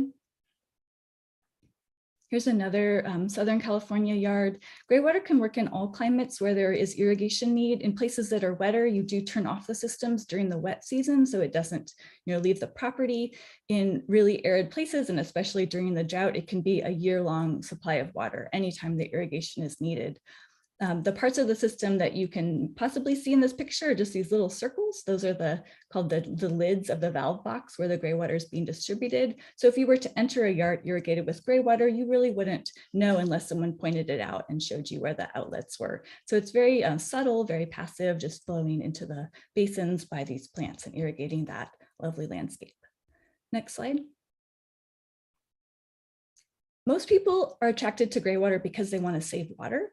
And there's a range of savings potential for gray water because homes produce different quantities of gray water. It's very dependent on the lifestyle and the fixtures of the household itself, as well as which sources they can tap into. Most houses in California are already constructed, and so you can only use the gray water sources where you can access it. Washing machines are accessible in most homes. Showers, it really depends on how the house was built. If new construction, then you have more options. So most people want to save water, and they can with that range, a percent range. 16 to 40% is kind of the estimated range. You can irrigate trees really easily, and those are important things to keep healthy, especially during droughts. You can grow food. It's a great way to have very local food to create food security without using a lot of water. Other people want to create habitat with their gray water. It's a supply of water, so it's a great time for people to think about what they want to grow in their landscapes. And so a lot of people are trying to create habitat gardens, or they learn about local pollinators and wanting to keep those healthy so they can really increase the benefit of their landscape. It's also a way to keep landscapes hydrated. So there's some anecdotal evidence of this being used to help with fire prevention, or at least to help keep really moist, healthy plants, which are less prone to fire. It also fosters awareness of products. So with a gray water system, for some people, that's the first time they really thought about where is this water going and what do I put into the water and what happens to it after that. So it's a great awareness builder where people get to learn about where the water's going, what they put into it has this impact downstream. And when it's going into their yard, they really want to make sure they're choosing healthy products, and that can expand out to other parts of their life. And then lastly, it's a great job creator. There really are not enough gray water installers in California. I hear from many more homeowners wanting to find professional installers that are having a hard time. In some places there are some, and they're very, very busy right now. So it's a great opportunity for anyone working in the landscape contractors, architects, engineers, even gardeners can be learning how to take care of these systems as they're more and more constructed. Next slide, please. Just want to show you a couple of, just kind of give you an idea of what these kind of systems look like. This is the laundry system you already saw. It's just connected to the appliance, the washing machine itself. So it doesn't even change the plumbing of the home. The water flows out directly into the landscape. It's controlled by a valve. So you can always turn off the system if you need to use a product that's not healthy, or if it's raining or you're doing maintenance. And in California, there's no permit needed, though there are guidelines that need to be followed. And many places are offering rebates and incentives for this right now. Next slide. Next slide. Here's some pictures. Row of fruit trees being irrigated on the left, that's in Los Angeles. On the right, that's in San Francisco, a backyard with a bunch of different perennial plants and a tree. Next slide. So tapping into showers and sinks, those sources flow by gravity, and the pipes are usually underneath the building or possibly in the ceiling if it's a second-story bathroom. And so you have to be able to access the plumbing, and that's why these can be more challenging when homes are already constructed. But many homes it is accessible. There's either a crawl space or maybe a basement, and the water can be tapped into. There's a valve to control the flow of water, and then it can flow out by gravity and be divided passively going out into the landscape. This system, the gravity flow systems, are really great because there's no moving parts. There's really nothing to break. They don't use any energy. So if a home is set up to have this, I really think it's a great system that works really well for a long time. And it's very well suited for trees. Next slide. Other situations, you can't use gravity flow systems, so gray water is pumped. And it can be a simple pump system where the water just flows into a small tank. It's not storing the water, it's just temporarily collecting it. So when the tank fills up, it's usually about a 30-gallon tank, so it should empty at least once a day. When the tank fills up, it engages a float switch that pumps out all the water and it goes into the landscape, being distributed appropriately to the plants. Next slide. And then there's some situations where gray water is filtered. So if the landscape requires a drip irrigation system, or if there's many different zones, then the gray water needs to be filtered to remove the particles. It's not changing the quality of the water per se, but it's just removing the particles that would clog up the emitters. And so that's flowing out into the landscape, going into a specialized drip system. You can't connect this to a regular system. It has to be a special drip system set up for a dirtier water source. Next slide. And with those systems, they're mostly installed in larger, like new home construction, mostly high-end residential. They're a lot more expensive and kind of just a whole different scale of gray water, but they're definitely being used around California. And this is where you can see in this picture, there's a gray water irrigated lawn. If people want to have a lawn, they have to go into these more, I'll call it a high-tech system that can do that. So the average person is going to be irrigating bigger plants, not their lawns, but it is possible, like you can see in this picture. Next slide. I just want to end with one more example. This is a lodge. So this is a resort in Yosemite area in California where they have really employed different types of systems being suited appropriately based on the scale. So they have all these small cabins, which are basically like little houses, and each cabin has a shower and it's irrigating plants right near the cabin itself. So they're all very small, but there's 55 of them. So overall, it's a lot of water that's being reused to grow a really lovely native landscape around this lodge. And then they also have two sources where there's a lot of water. They have their commercial laundry and they have employee housing. So those systems, there's a lot more water flowing in. So they have a pumped and filtered system and they distribute it out into the forest to hydrate a buffer zone around that lodge. Next slide. And I wanted to end by sharing there is some efforts in some communities around California to plan for gray water in new construction. So as you can imagine, it's a lot easier to make the plumbing and the gray water accessible when you're working in the plumbing of the home, like when it's being built. And so some communities are trying to plan for this and requiring gray water ready construction. And we worked with a local program. So there's a link on the top. So there is some efforts in California to make this accessible to communities. And there's a whole package of sample ordinance and different drawings and diagrams that can help communities plan for their new construction homes to be gray water ready. Last slide. So thank you for having me. My contact info is on the slide. If you have any further questions, I'm happy to answer them. Thank you so much, Ms. Allen. Really appreciate you taking the time to present here before the board. There's a lot of innovation happening in the way that we're thinking about our water, a lot of it becoming more local. And so I appreciate that this is an option and we see it increasing in the state. I'll note, and I think especially for myself, and I imagine other board members here, we know it is a balance because we often talk about water recycling here as well, and those flows being critical to these larger infrastructure that we have. But it's not an either or to my mind at all, and it's really about the ability for all of these options to be there, and for planners, especially for infrastructure and impacts that these increasing trends may have, to make sure we're appropriately understanding how to right size our infrastructure, how much wastewater can we depend on, what will the balance be here in the future. And I do appreciate as well that you gave nod to what is the more important, one of the important aspects, one of the more of a gray water system is knowing what you're putting into your system. And here we struggle with that. I know mightily just on the wastewater treatment side, where fats and greases and things that people end up putting down their sanitation systems unthinkingly, you can't get away with that all if you have a gray water system without really doing some damage to your own property. So I think for me, I appreciate you making sure to give nod to that. And it's an important kind of link back to, we should be thinking that way anyway.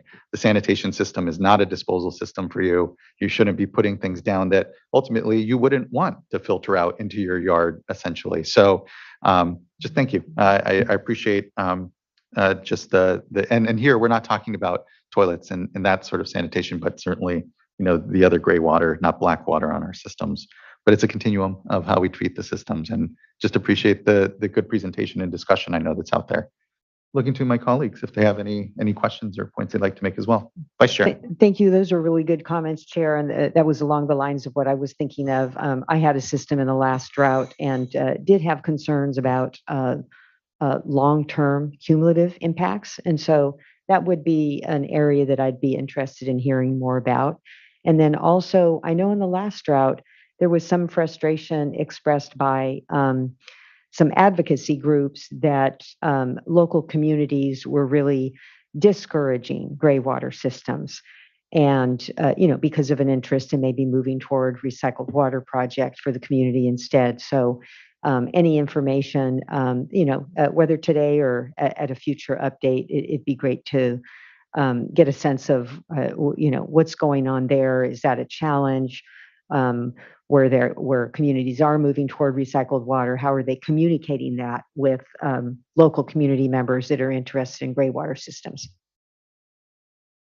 Thank you, Vice Chair. Board Member.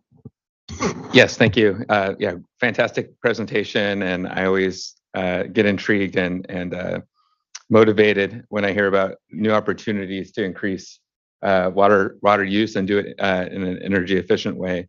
So I really don't think we talk about this enough and the opportunity. So thank you for Ms. Allen for being here today and really the informative presentation. So kind of teeing off this, one thing I don't really understand yet that I'd like to learn about more if you have this handy, or if not, some other time would be fine. It's just, what is the utilization rate of gray water systems in the state currently? I imagine that number is pretty small. A pretty low opportunity, but when I think about some of the statistics you were sharing about 16 to 40% water savings, that's a significant amount of water, and so I'd really be interested in just better understanding if there's been a study or if we have any data kind of in your pocket there, how many homes have adopted this type of technology statewide would be really helpful. Thanks. Board Member. Can I answer that? Yes, Ms. Allen, please. There is not the best information that we have is really old. It's from 1999. There was a soap and detergent study that was a national study, and so they want to understand how people were using their products, and they gave percentages from each state. And I believe California was like 1.2 million users, but that was when gray water was still illegal. So, and they were using it in all areas. But currently, we don't really have data since gray water has been legalized across the state. Thank you. Yeah. Maybe an additional workload or a question then for some of our conservation folks. It would be interesting to see how, where best even to think about developing that data. It would be helpful. Mm-hmm. Yeah, agreed. Future conservation questions, perhaps. Exactly. Creating more work. Thank you. Anything further from Board Member Morgan, please?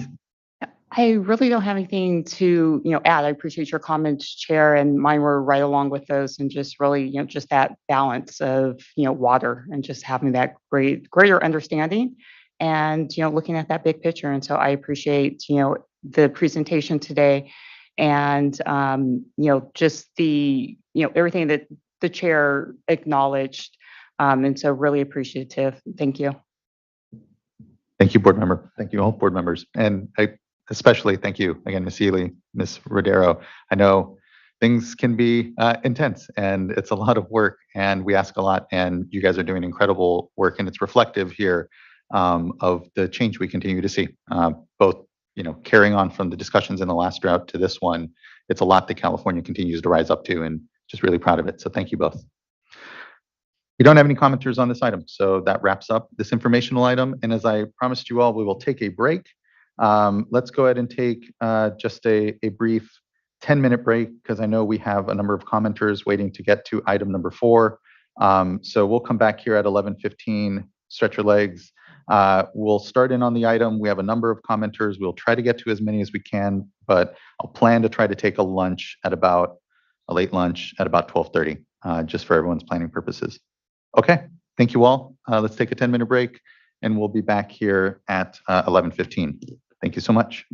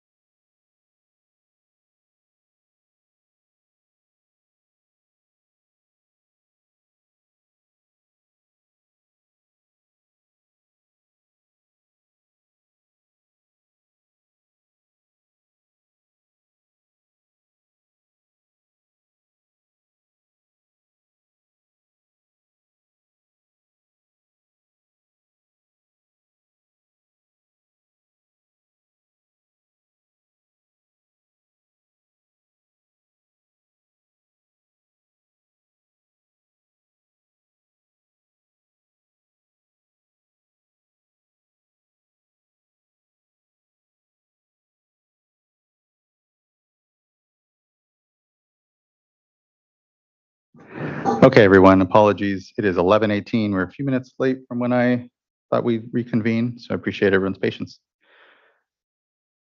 I think we're now ready to move on to item number 4. I believe we have Mr. Phil Wiles here to kick us off.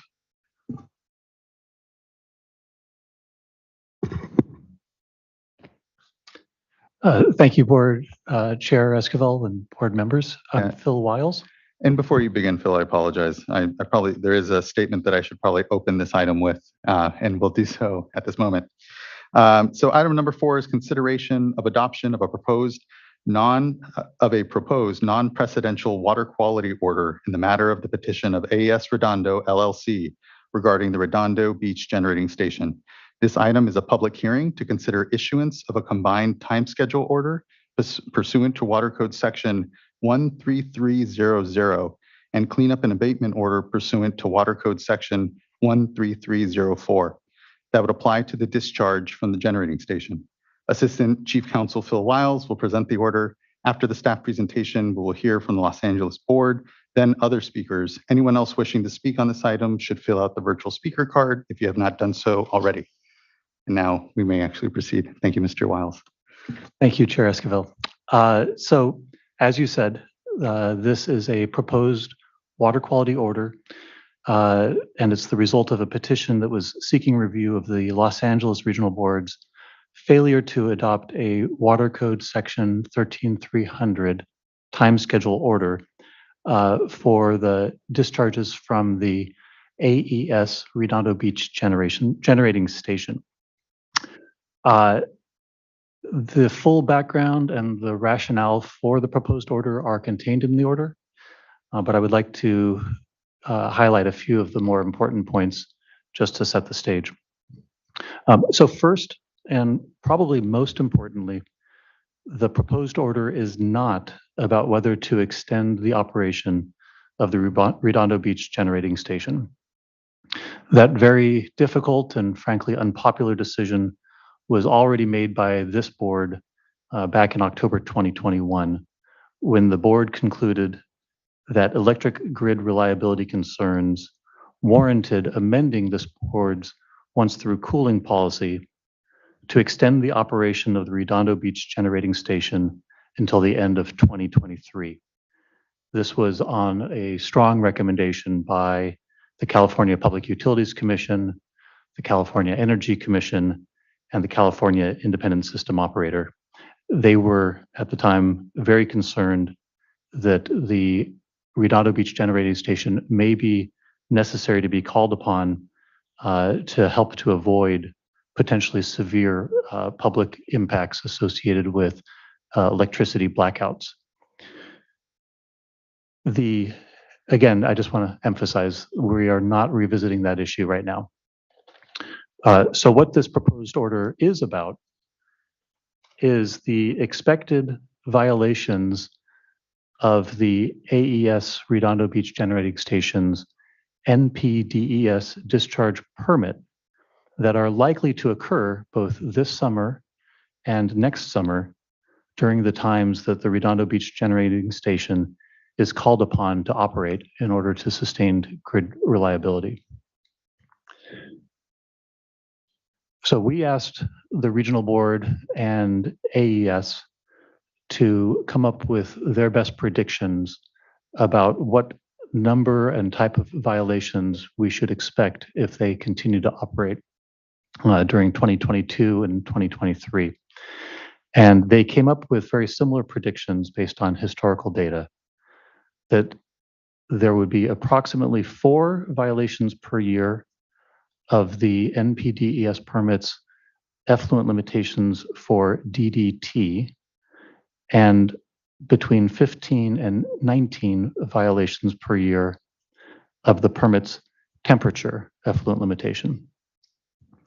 Now, I want to emphasize, and this is also important, there haven't been any suggestions or any indications in the record that AES can do anything to avoid these violations in the short term. So these violations are expected to occur whether or not the board adopts the proposed order. So let me be very clear about what the proposed order would do. First, it adopts a time schedule order under Water Code Section 13300. That portion of the order establishes less stringent interim effluent limitations for DDT and temperature that AES must comply with when it is discharging during 2022 and 2023. As long as AES is in compliance with these interim effluent limitations, AES will be exempt from mandatory minimum penalties for the expected violations of the permit's effluent limitations for DDT and temperature. That exemption from mandatory minimum penalties is the sum total effect of the time schedule order portion of the proposed order. The second part of the proposed order relies upon the State Water Board's Water Code Section 13304 Cleanup and Abatement Authority. That part of the order requires AES to abate the effects of the expected violations by making payments to local organizations that have programs in place to help address DDT and temperature impacts in the vicinity of the discharge. Those payments are roughly equal to the amount that AES would be expected to pay as mandatory minimum penalties in the absence of the time schedule order portion of the order. Those amounts are $12,000 per year for the expected DDT exceedances and $45,000 per year for the expected temperature exceedances. And in the order, we have identified an outreach program to warn anglers about the risks of consuming fish contaminated by DDT, and also a kelp forest restoration program as candidates to receive those payments. So last, I'd like to speak briefly about why staff is recommending adoption of this order. First, the action to adopt or to not adopt a time schedule order, either by the regional board or by the state board, is entirely discretionary. So this is an unusual issue for the State Water Board to take up on a petition for review. However, the situation is truly quite unique. In fact, it's so unique that the order is, as the chair said, designated as non-precedential. The way we see it, AES had a plan to correct its discharge permit violations by shutting down its facility.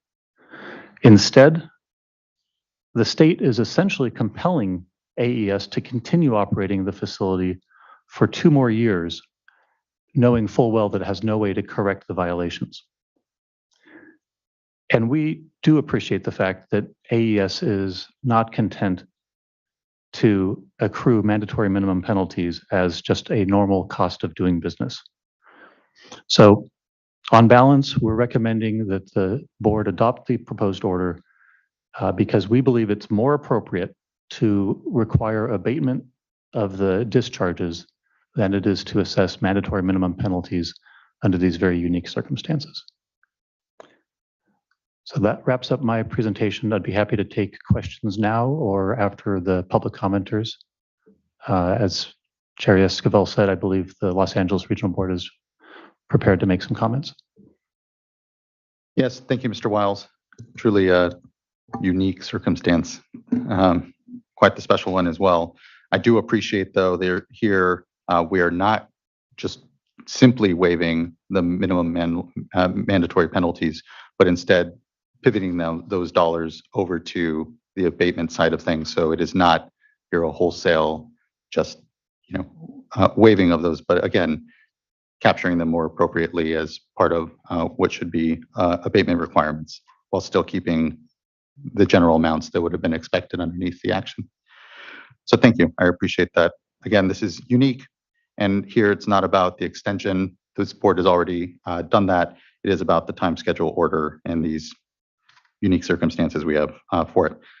Any questions for fellow board colleagues before we go to Ms. Purdy? Seeing none, then we can go to Ms. Purdy. Thank you, Mr. Wiles.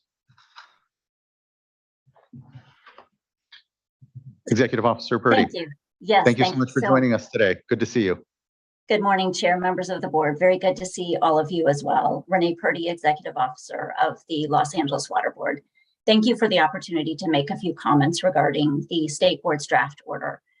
The Los Angeles Water Board does recognize the need for grid reliability, and the board's decision to not adopt another time schedule order has not prevented AES from continuing to operate the Redondo Beach generating station and provide power. AES is still authorized to discharge subject to its NPDES permit. However, the board recognizes and shares the community's concern about the environmental impacts of the continued operation and associated discharge from this facility. So the board's decision to not provide another extension of the time schedule order, as Mr. Weil said, was an exercise of the board's enforcement discretion and a statement that even the most essential dischargers should not be able to violate permit requirements indefinitely without consequence. As of December 2021, when the board considered this item, the Los Angeles Water Board had already provided AES with 5.5 years to comply with several effluent limits. Nevertheless, we do acknowledge that AES's plan to comply with its permit limits has been to shut down the facility and cease discharging. Therefore, the Los Angeles Water Board accepts the state's board decision as proposed in the draft order, with the understanding that the Redondo Beach generating station will shut down on December 31st, 2023, thus ceasing all discharges to Santa Monica Bay and King Harbor, as AES has said they would. On behalf of the Los Angeles Water Board, I do want to thank you for your consideration of our response to the petition, and in particular, your acknowledgement that the decision as to whether to issue a TSO is a discretionary decision, and that the Los Angeles Water Board acted within its discretion. We also appreciate the clear statement in the draft order that it is not precedential, rather that the proposed decision to adopt the TSO reflects differences in policy perspectives in these particular circumstances. We also agree that the TSO should be limited to the narrow issues of compliance with the DDT effluent limits and with the temperature effluent limit at the discharge point to King Harbor. And we also agree with the more restrictive interim limit for temperature of 102 degrees Fahrenheit only during the seasonal period from May through October. We do request that the state board retain these important acknowledgements and requirements in the final order. Finally, I just wanted to say we appreciate the state board, that state board utilized our proposal for contributions to the kelp forest restoration project and the fish contamination education collaborative, two very important local initiatives to offset and abate the effects of AES's continued discharges through the end of 2023, which are expected to exceed their permit limits for DDT and temperature on occasion, as you heard.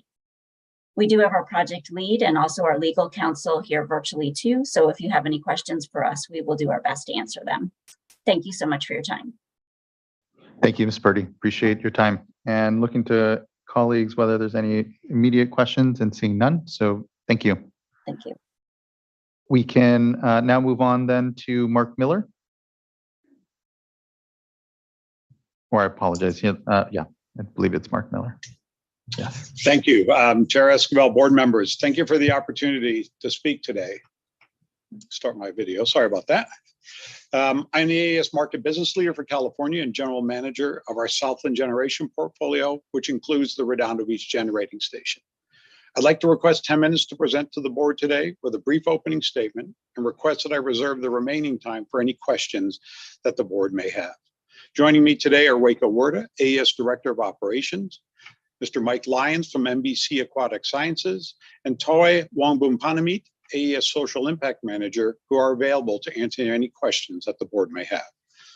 The Redondo Beach Generating Station continues to play a key role in supporting electric system reliability, most importantly during flex alert periods, which are those critical times when system demand is highest and generation resource capability is most important, through ramping capabilities and supplying energy during the net peak of the day. AES fully supports the proposed order and would like to thank the staff for developing a comprehensive and balanced proposal, as well as this board for considering the proposed order, which will give AES the ability to fully support the grid with Redondo Beach at the highest capability. We also recognize the importance of meaningful community benefits programs, such as those identified in the proposed order and those contained within the AES Voluntary Environmental Benefits Program. AES sees these programs as an important part of stakeholder collaboration and a key benefit to our local communities. My team and I are available to answer any questions that the board may have. Thank you. Thank you, Mr. Miller. Next, I'd like to call up Nick Garelli.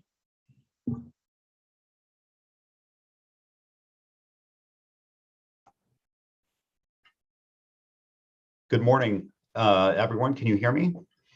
We can. Good morning. Thank you. Thank you. Good morning, board members. My name is Nick Garelli from the law firm of Richards, Watson, and Gershon. I represent the city of Redondo Beach, which strongly opposes the tentative order before you. On behalf of the city, we request that you uphold the regional board's reasoned decision to deny the TSO for the Redondo Beach generating station. When it twice denied the TSO in the past year, the regional board reached two basic conclusions. First, the TSO would allow AES to continue polluting King Harbor and the Pacific Ocean despite years of operating under interim effluent limits through earlier issued TSOs. Second, denying this TSO will not affect grid reliability or require the power plant to shut down. In other words, the regional board carefully balanced the competing policy interests and determined that it was time for AES to comply with its MPDES permit. This TSO would do nothing more than align its expiration date with the current compliance deadline for the OTC policy. It does nothing to improve water quality. The tentative order makes this point clear. Page 11 states, quote, "We find it fair to adopt the requested TSO for the period of the OTC policy compliance extension. While petitioner AES did not object to continued operation of the facility, neither did it propose the OTC policy compliance date extensions," unquote. The record for the last OTC policy extension is replete with statements from AES supporting and urging you to extend the compliance deadline. AES did much more than fail to object. So the TSO is intended to help AES continue operating a 60-year-old gas-fired power plant with as few regulatory hurdles as possible. This is an action based on convenience, not sound regulation. AES has had many years to update the power plant with new BMPs or technology to meet its MPDES permits effluent limits. This board specifically found that extending the OTC policy would cause no environmental impacts because AES would comply with applicable permits. Here is a quote from your October 19, 2021 staff report, which clearly illustrates the board's direction. I quote, "All facilities subject to the OTC policy are required to comply with applicable regulatory requirements that are designed to minimize environmental impacts and protect human health, including all state and local permits. If the compliance date of Redondo Beach is extended, Redondo Beach would continue to be regulated by applicable air and water quality permits. Therefore, continuing to comply with requirements imposed in order to minimize environmental impacts and be protective of human health." That's at page 10 of the 2021 staff report. This TSO is purportedly being issued out of fairness, not because it will minimize environmental impacts or protect human health. So Redondo Beach is once again asking, what has changed? The only specific action to control DDT and temperature in this TSO is that the power plant is expected to shut down at the conclusion of the OTC policy compliance deadline next year. But what assurance does the city have that SWRCB won't recommend a further extension next year due to the warming climate and resulting increase in energy demand? Due to the state board's deference towards SWRCB and AES, any further extension requests will probably be granted. Then once again, AES will seek another TSO to align the interim limits with the new OTC compliance deadline and shield the power plant's harmful discharges from any meaningful enforcement. All the while, no additional steps will be taken to bring the plant into compliance with these effluent limits. This cycle must stop, and the first step is holding AES accountable for its permit obligations, just as the board said it would last year. We hope that you support the regional board's judgment and uphold its decision. Finally, in conclusion, if the new standard for issuance of a TSO is that there are no tools to control the discharge of pollutants in the short term, then the regional board should apply that standard equally to all, and this order should be made precedential. The city of Redondo Beach's Seaside Lagoon, a recreational facility that serves tens of thousands of people in the area, intakes and discharges the same exact water as the Redondo Beach generating station. The city has incurred hundreds of thousands of dollars in mandatory minimum penalties in recent years, and the city should receive the same consideration when it applies for a TSO for that facility. Thank you for your consideration. Thank you, Mr. Gorelli. I appreciate your time and addressing the board and engagement, I know, on what is not a new or uncomplicated issue. So thank you. Next, I'd like to call up Annalisa Moe, who will be followed by Benjamin Harris.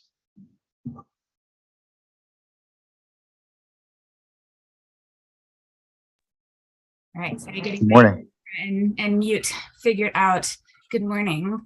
Yes, it is technically still morning. Good. All right. Good morning, Chair Esquivel and members of the State Board. Thank you very much for the opportunity to speak this morning. For the record, my name is Annalisa Moe. I'm here today on behalf of Heal the Bay, which is an environmental nonprofit organization. We are based in Southern California, and we are dedicated to making the coastal waters and watersheds of Greater LA safe, healthy, and clean. I will start with a reminder of the long history of the once through cooling policy, which originally gave AES Redondo Beach a full decade to cease OTC operation by December of 2020. The State Board voted twice now to extend the deadline to December of 2023. I do respect the State Board in this difficult decision. However, I remind the board that this TSO is a separate matter and is not necessary to ensure grid reliability. AES Redondo Beach can operate through 2023 with or without this TSO. In addition, the report released by AES Redondo Beach indicates there will be very few exceedances. And if that is the case, the fines will be minimal compared to their revenue, but would provide some accountability for the ongoing pollution during the additional years of operation. More importantly, we have to remember that once through cooling pollution is not a trivial matter, even if it is limited. The primary issue here that I see is concerns when it comes to temperature effluent discharge and the impacts on water quality. This can impact aquatic life survival and also reproduction. The EPA has also recognized that water temperature increase also means water pollution problem increase. Now, the previous TSO had no interim requirements for continued operation, except to cease operation in 2020, which was then extended to 2021 and is now being proposed for 2023. And without interim improvements along the way, it means that continued operation means continued impacts on water quality and marine life. Now, while permission has already been granted to continued operation, at a minimum, there has to be accountability for the continued impact caused by that operation. Now, once again, AES Redondo Beach can operate and continue to collect revenue without this TSO. We have concerns about maintaining accountability during that extended period. During the extended operation of the facility, AES Redondo Beach should be held accountable for all violations of the final effluent limit.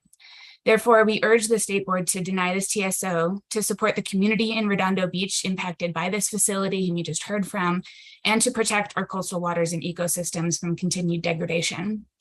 Now, if the cleanup and abatement order is implemented and enforced, and if it is at least comparable to the benefits that would be incurred through mandatory penalties of water quality violations, that may provide some level of accountability. But there are a number of ifs in that statement, and the larger question remains, at what time will extensions stop?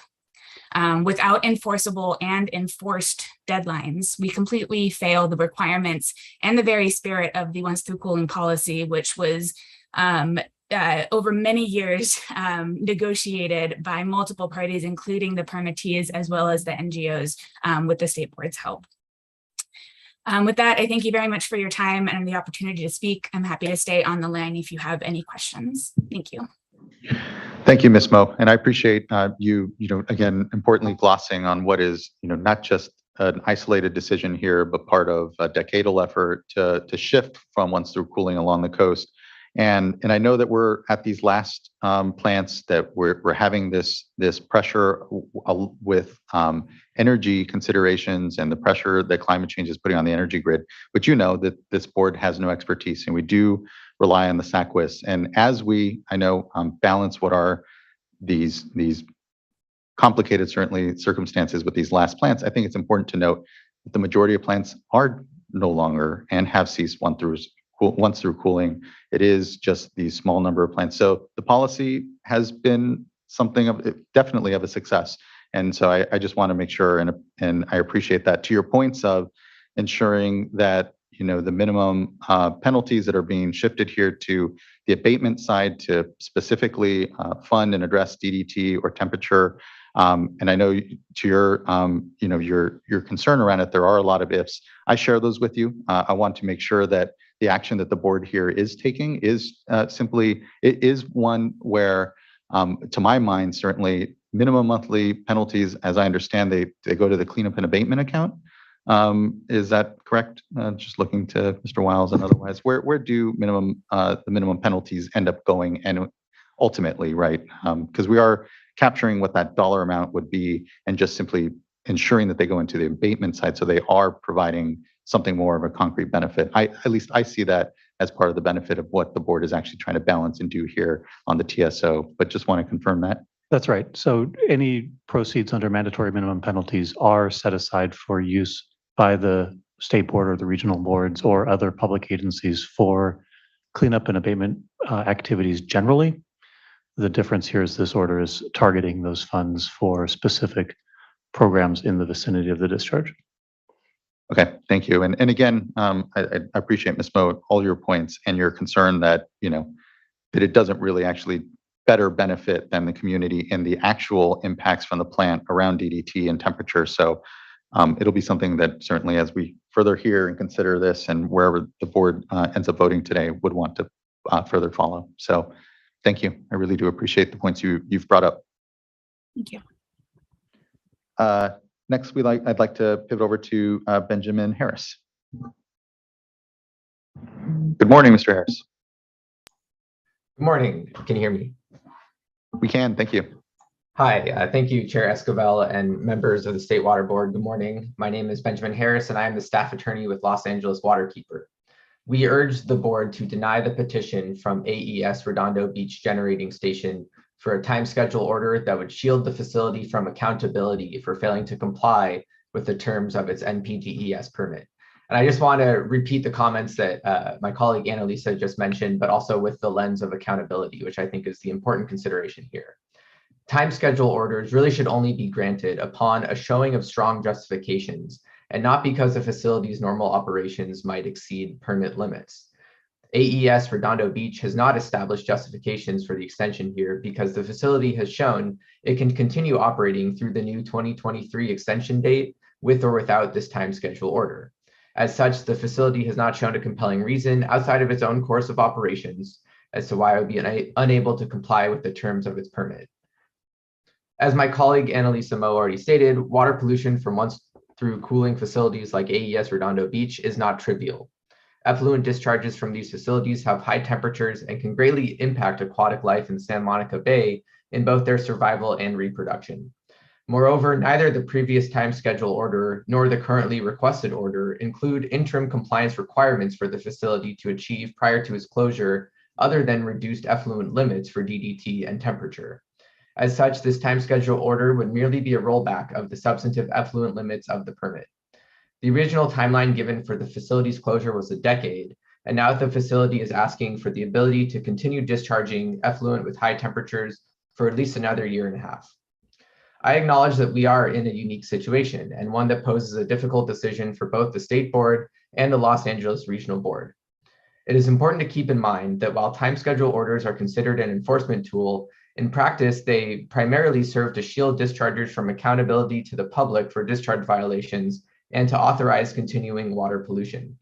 The State Board should respect the Regional Board's decision to pursue a different enforcement strategy that is based on accountability, a decision which was made following a reasoned assessment of whether an extension was justified when compared to the harm caused by continued water pollution from this facility. I acknowledge and appreciate the cleanup and abatement payments that would be included as part of the time schedule order.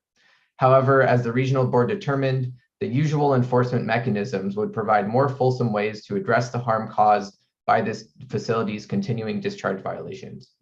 In conclusion, the State Board should deny the time schedule order requested by AES Redondo Beach and should follow the Regional Board's lead in holding this facility accountable for complying with its existing discharge permit through its new closure date in 2023. Thank you very much for your time and consideration. Thank you, Mr. Harris. Next, I'd like to call up Ariel Lou I. Lee Winston from Tree People. Hi, my name is Ariel Luila Whitson. I'm the Director of Education and Community at Tree People. I just want to thank you all for the opportunity to comment on this item. For almost 50 years, we have been working across Southern California to inspire, engage, and support people to take action for our environment. For our education programming, we have worked with youth in Redondo and the surrounding areas for over 25 years, implementing action-oriented environmental projects. We support AES's community benefits program that supports our Natural Connections program that reduces barriers for low-income communities of color to access transformational opportunities to connect with our precious coasts and watersheds. We've been implementing this program for over 35 years and have seen how valuable these experiences are for our community members. Thank you again for your time. Thank you so much. Really appreciate your time this morning. Next, I'd like to call up Aaron Woolley. And I believe that will be our last speaker. Good morning, Chair Esquivel and members of the board. My name is Erin Woolley, and I'm a policy advocate with Sierra Club California. As previous commenters have noted, the State Water Board adopted its once through cooling policy in 2016 with an original compliance deadline of 2020. This facility planned to retire in order to achieve compliance with the OTC policy in 2020. This board, however, has twice extended that compliance deadline, first in 2020 and again in 2021, with the new deadline set for 2023. This facility in the interim has continued to operate and extended its operations to align with that compliance deadline. Rather than making the improvements to comply with its discharge requirements, this facility has repeatedly sought exemptions in the form of TSOs. The facility in the board's draft order acknowledge that this facility will not make the necessary improvements to directly address the anticipated discharges, but will merely extend its existing operations without compliance, despite the negative impacts of its continued operation on water quality, marine life, and the local community.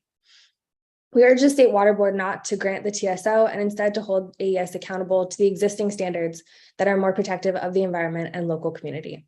Thank you for the time and opportunity to provide comment.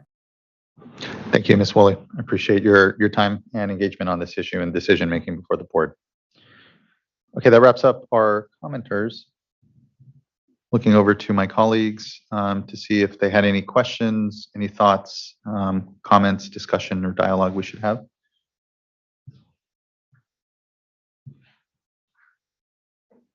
And I can kick us off a bit as well and just note, at least for myself, this is the decision to extend the plan and its running and its impacts that was in the past. And what we're trying to here address are, again, what I think for me is something of a bit of a call on fairness. I know that there's a feeling that, well, the plant should be able to run by what are existing standards here and then quickly, I guess. But I think the work that it would take to try to comply the cost and the time quickly eclipses this period that we're considering and making a decision on.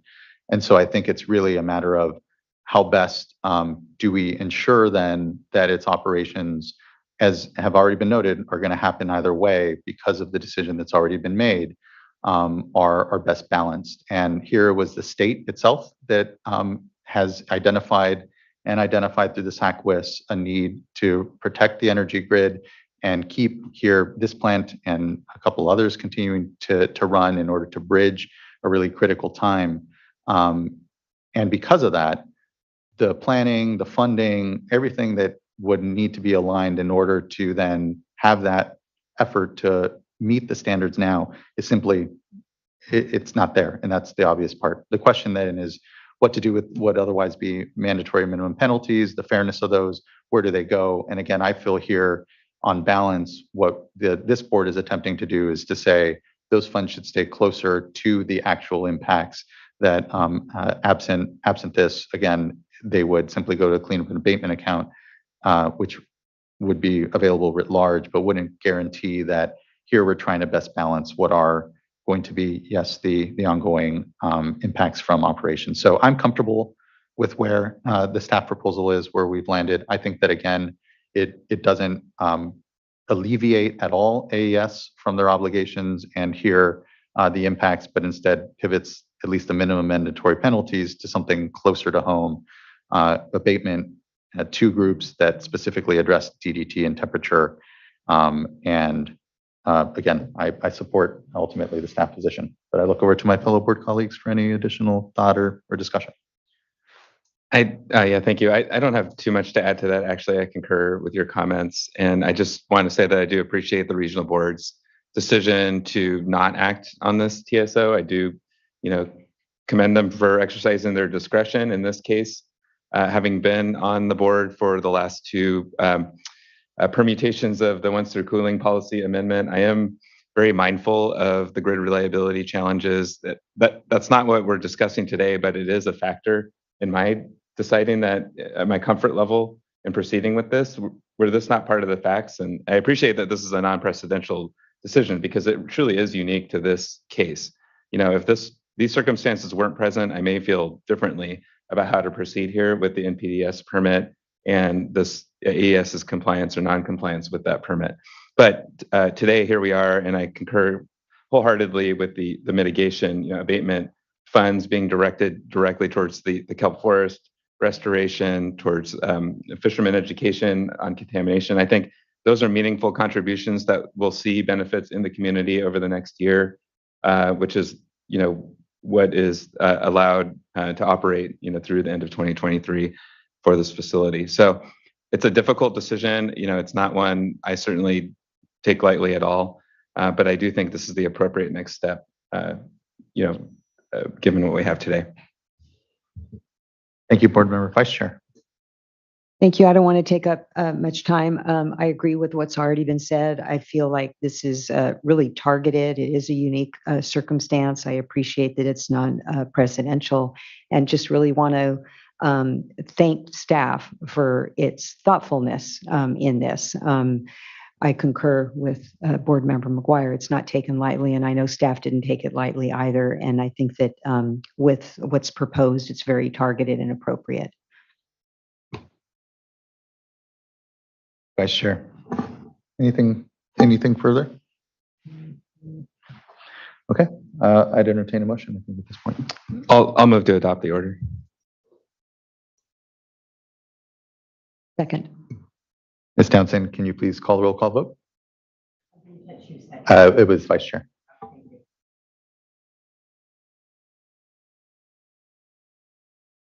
Aye.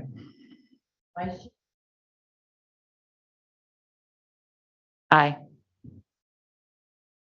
Aye. Thank you all.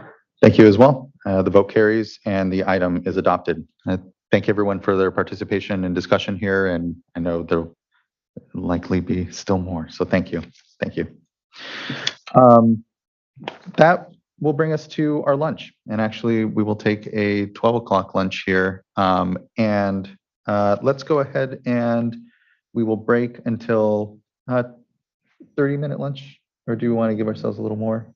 Looking at my colleagues, 30 is fine. Okay, let's go ahead and gather back here at 12:30. We'll do a quick 30-minute lunch. Appreciate everyone's attention and contributions this morning.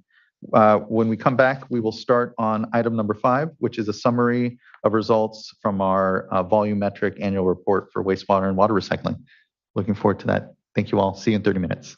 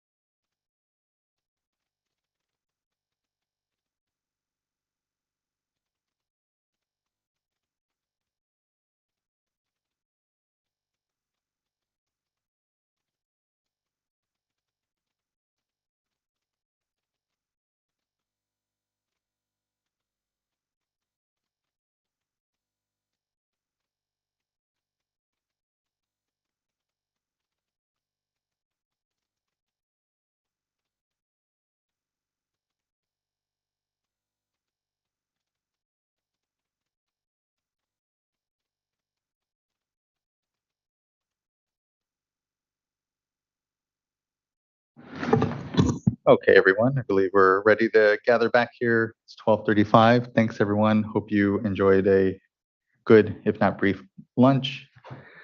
That brings us to item number 5 on our agenda. Our now annual, well, has been now for a couple of third annual now. Third annual, we're getting some good data. This is awesome. It's our third annual summary of our water recycling and also wastewater report here, which two are very interconnected. So thank you so much, Ms. Mogus, for being here.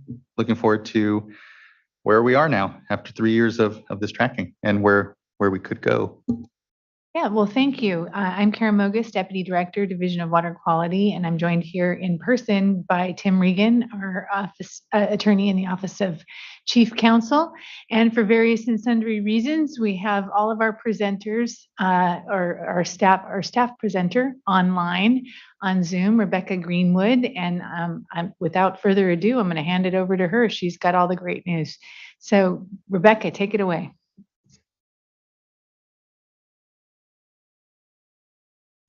You're on mute. We can't hear you. How about now? Yeah. Now we can hear you. Hey, Rebecca. There we go. Excellent. Thanks. Thanks for having me today. Excited for the third year for the volumetric annual report. So really happy to be here today, and thank you to everybody for tuning in. So my name is Rebecca Greenwood. I'm an engineering geologist with the Recycled Water and Desalination Unit for the Division of Water Quality. Next slide. Perfect. Available with me today for this presentation virtually are Laura McClellan, Annalisa Kihara, and Claire Wagoner, also all with the Division of Water Quality. And then Karen is available as well as Tim Regan is also in person. So our informational item today will be presenting a summary of the results from the implementation of the annual volumetric reporting requirements for wastewater and recycled water facilities statewide. Next slide. So let's start out with a quick reminder of the goals so that they're fresh in our brains when we start to look at this data collected for the 2021 calendar year. So the volumetric annual report was developed and implemented in 2019 to keep track of the numeric and narrative goals set in the recycled water policy. California has a really long history with water reuse, and use data has been collected intermittently since the 1970s. However, now the volumetric annual report consistently collects annual information on volume data from over 750 plus wastewater treatment plants and recycled water producers. The goals set in the recycled water policy are also mirrored in the state's water resilience portfolio and were originally based off goals set in Water Code section 13577. And these goals focus specifically on California Code of Regulations Title 22 treatment and use of recycled water. And they do not particularly address the other beneficial uses of wastewater, such as maintaining stream flow to support in-stream beneficial uses. So broadly speaking, our goals focus on increasing the volume of recycled water used statewide, increase the reuse of wastewater discharged into the ocean, and finally, increasing reuse in areas where groundwater supplies are threatened. So with that, we can start talking about some of the reporting. Next slide. Outreach and education has been really critical to the success of our reporting, and our team really strives to create a space that's collaborative, and we try to provide robust customer service to all of our permittees. And our outreach works in about 3 phases. And so our first phase is general outreach, compliance, and reminders. The second one is compliance in general, and then the third is for corrections. And open communication and direct assistance is provided through all of these phases to ensure that every permittee receives the correct amount of help, however much that may be, via email, Teams meetings, or phone calls. And so in our first phase of general outreach, this occurs prior to our reporting due date, and increasingly has a lot of emails and phone calls coming from initially monthly, progressing to weekly as we approach our deadline.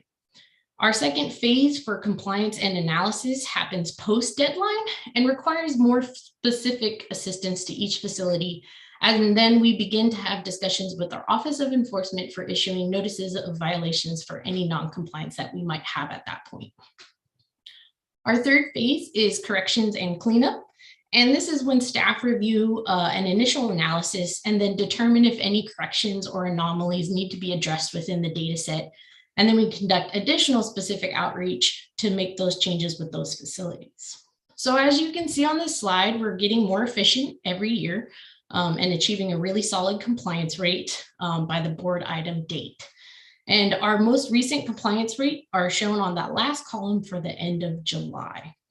So these compliance rates show that this phased approach is really successful and is supplemented with cultivated relationships and outreach assistance in collaboration with Water Reuse California and the California Association of Sanitation Agencies.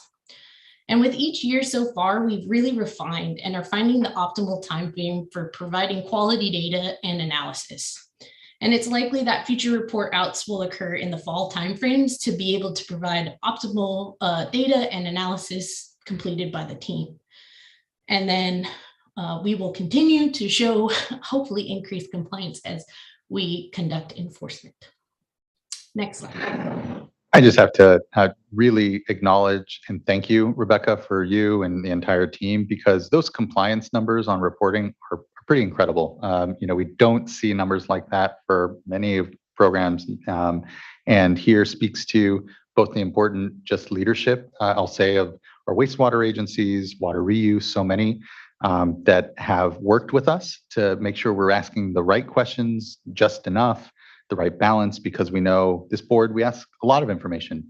But I think this is an example of how we can do so in a way that actually builds the trust of folks, and importantly, helps them continue to better see the value of even gathering the data, because it provides us the basis for better policy discussions in the legislature. What is the opportunity to recycle all of it?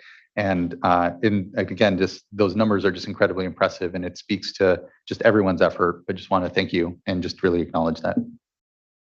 Yes, awesome. Thank you. And, credit all the way around to the team and everybody who participates in all of this, because it is a really great effort. So I think it's very important. So kind of with that, we're going to look at our first slide that's related to our volumetric annual report for facility classification. And this slide is representing 708 out of 752 facilities that are reporting that 94% compliance rate for the 2021 year.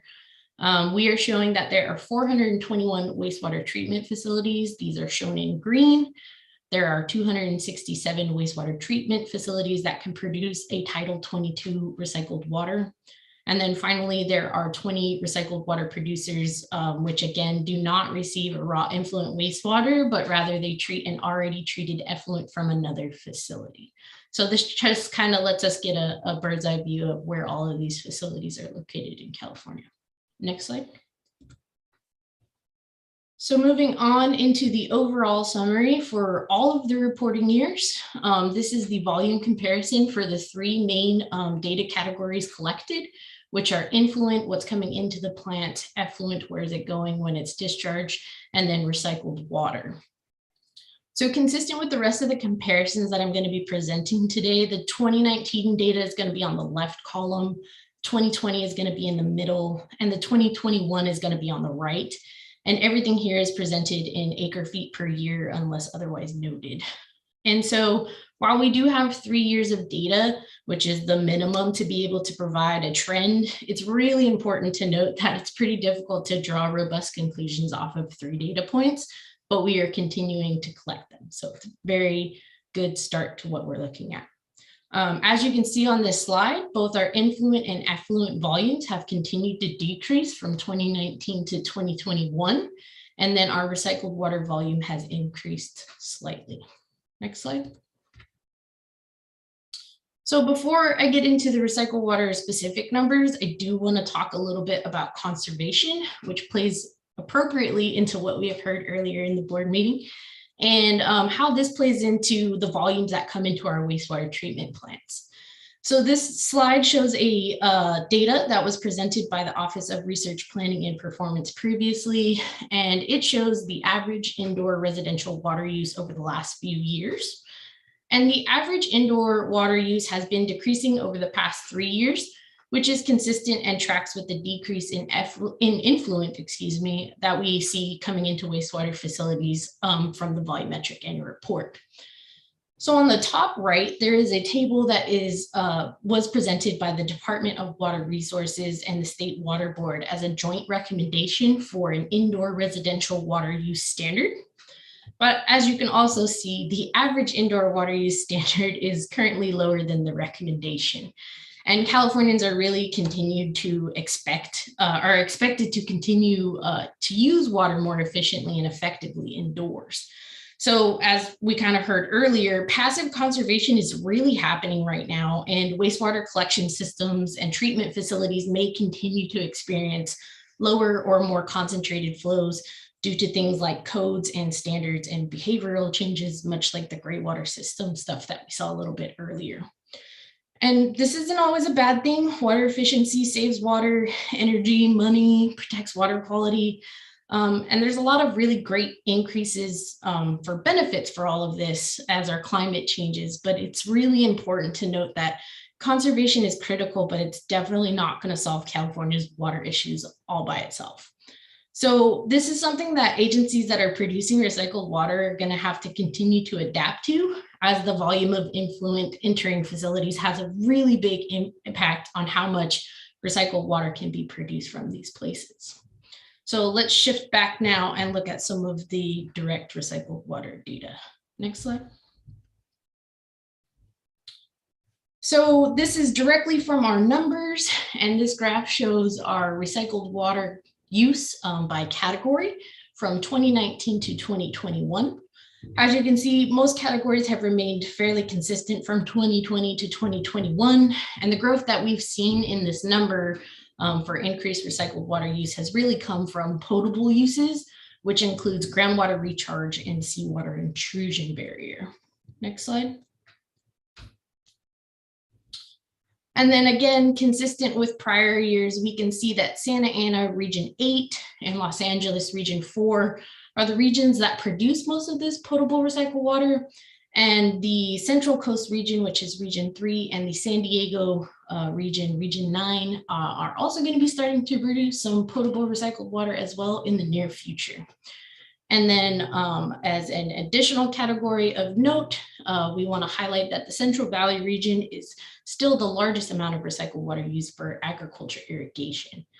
And so this is just a few ways to show some of the data and the numbers directly for recycled water, but I do want to shift for the rest of the presentation and talk a little bit about open data and some of the larger picture items that we'll be facing for recycled water over the next few years. Next slide.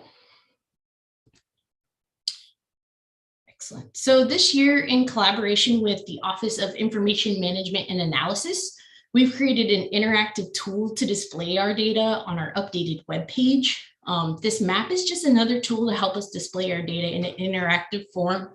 And users can select data by region or specific facility and then review submitted summaries for each of that data by reporting here.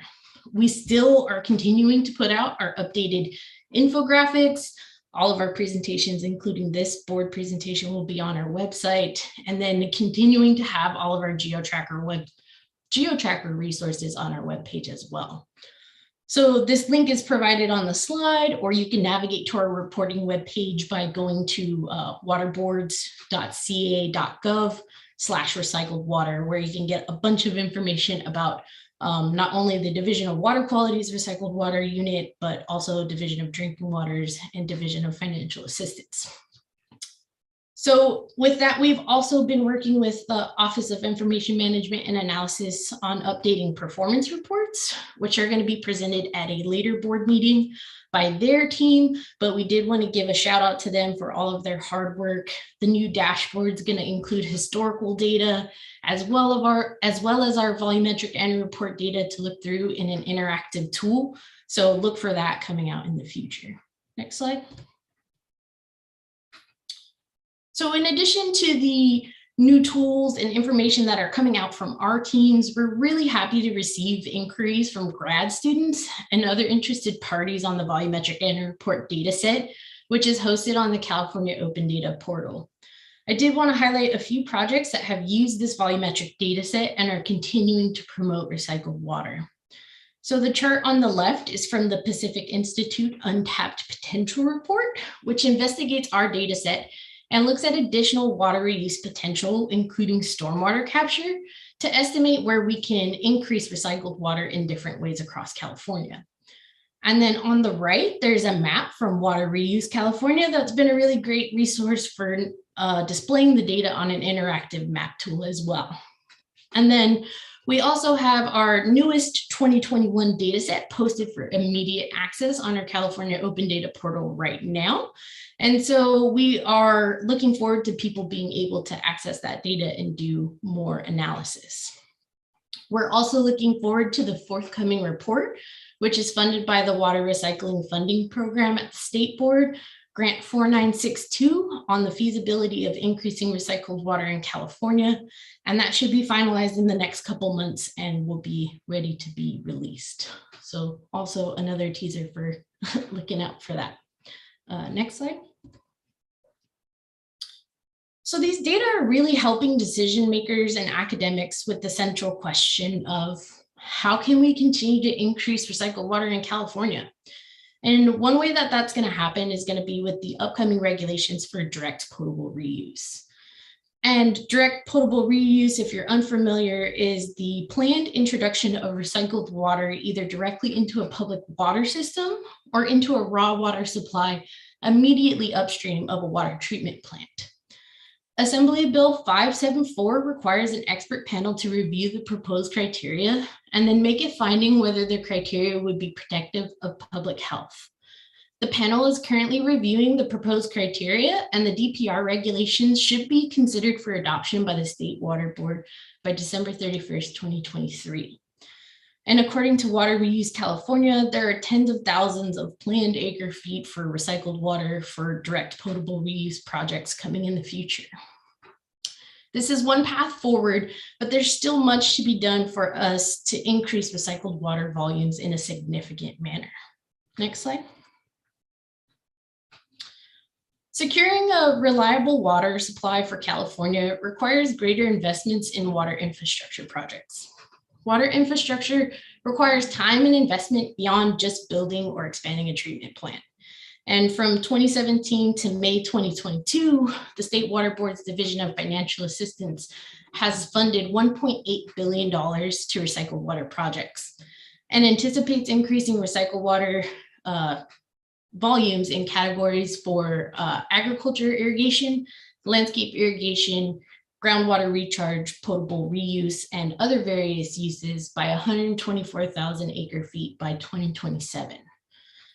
And although many of these projects are currently under construction, some of the projects that were intended to be completed over the last 2 years have remained unfinished due to limited or lack of availability for building materials from potential supply chain issues, and have requested extensions to be completed. So we do need to continue to grow and promote not just infrastructure, but all of the components that are required to make these systems operate successfully. We need to continue to invest and invest for 20 years from now to incorporate the real possibility of decreasing wastewater flows into our decision-making and how that affects recycled water in the future, continuing to be more proactive. Next slide. So goals, I gave you that whole first slide, and we're going to talk about what we should do with reevaluating them. But goals are important, and they measure progress and they drive change. And when we're looking to reevaluate them in the future amendment to the recycled water policy, more practical and achievable goals are going to need to be incorporated. We need feasible as well as aspirational goals to feel like progress is being made and also drive investments at a larger scale. And there's not going to be an easy answer to what the goal should be. There's not going to be a magic number. It's going to be a tough evaluation, but it shouldn't just focus on a number. It should instead reflect the current state of California's water landscape and take a more holistic approach that acknowledges things like conservation and decreasing wastewater flows and the state's increasing aridification due to climate change. Next slide. So there's many factors that play a part into our water landscape and the aridification of California. And droughts really provide a sense of urgency, but we need to continue planning and working steadily towards developing recycled water supplies, even when the state isn't in a drought. These numbers show us that California is continuing to develop recycled water supplies, but they also show us how far we still need to go to continue to expand the use of recycled water, especially potable recycled water, and enable communities to build sustainable and resilient water supplies. So efforts like the statewide wastewater needs analysis and the effort to promote septic to sewer connections should all help and support the expansion of recycled water to additional communities that might not have had access to that before. And investment is an important piece of this for this infrastructure to be able to get them that water. But we also need to continue to work collaboratively with local water agencies, industries, and continue to grow the industry capacity for planning, design, manufacturing, and construction of all of these advanced wastewater treatment facilities and advanced water treatment facilities. But we also need to continue to operate and maintain all of these potable water recycling facilities. So Californians need to be resilient, and we need to continue to support and build and invest to provide a collective approach to help their resilience. And with that, I thank you for your time today, and we're happy to answer any questions, and our contact information is available on our next slide. Just thank you, Rebecca. If I didn't have so much product in my hair, my hair would be blowing back because I'm just so incredibly impressed by just this effort and the dashboard, the data, and to all of your good points, the fact that it's really supporting decision making at that local level as we as well then as policymakers at the state level balance it is really important. So just thank you so much for that. And I would note, I know that there's a lot of attention that the conservation work gets. There's a lot of press and paper that's written around it, but it isn't the full strategy of this state. It is a really critical part, and it is very urgent, and is why, again, we have appropriately put attention to it. But I appreciate this item. I appreciate the incredible work that's going on around this, because this too is part of that work. It is about increasing also supplies, advancing water recycling at this critical moment.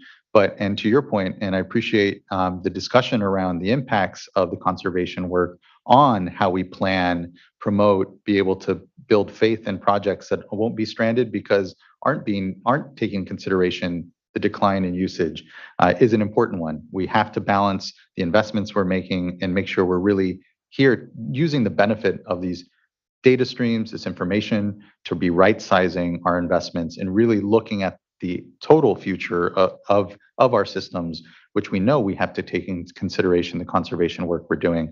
So I feel fortunate. I know here at the board, we're very sensitive here to this tension between conservation and desiring to recycle additional water and what it means to have declining effluent then, and how you plan for both of those things at once, knowing that they're really both important. So I appreciated your points on that. Again, all that data work, the dashboards, just advancing it, and the open standards that, which I appreciated as well, to your point, are actually feeding other products, importantly. You know, it's not just these data are fundamental decision-making here at the board, but more importantly, they're fundamental to the state. And I think that's seen in the way that folks have taken that data and now used it for additional analysis, additional insight, both at the local and state level. So for all those reasons, just thank you. I can't be appreciative and excited enough about what is really important work at a really critical time, because it feeds our Division of Financial Assistance investments, where just this last year, being able to invest $1.2 billion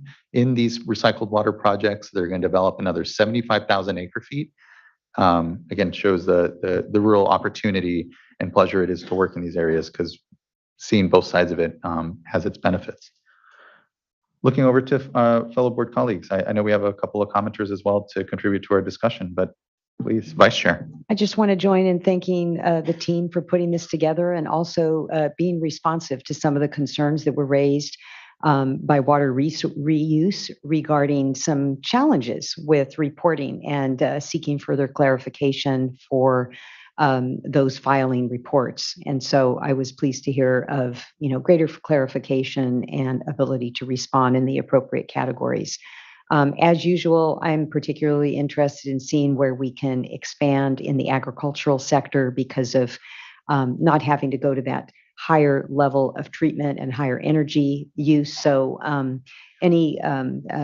welcome any comments in that area. And in particular, interested in learning more about opportunities in disadvantaged communities in the San Joaquin Valley, where a lot of the communities are really struggling both with safe drinking water and with agricultural use, and in particular, some interest in the past that had been raised by industrial wastewater at, say, for example, tomato processing facilities, looking for more opportunities similar to what we saw in the North Valley project in Stanislaus County, where there can be multiple benefits, both for water quality for industrial and municipal users, agricultural benefits, and also opportunities for environmental use as well.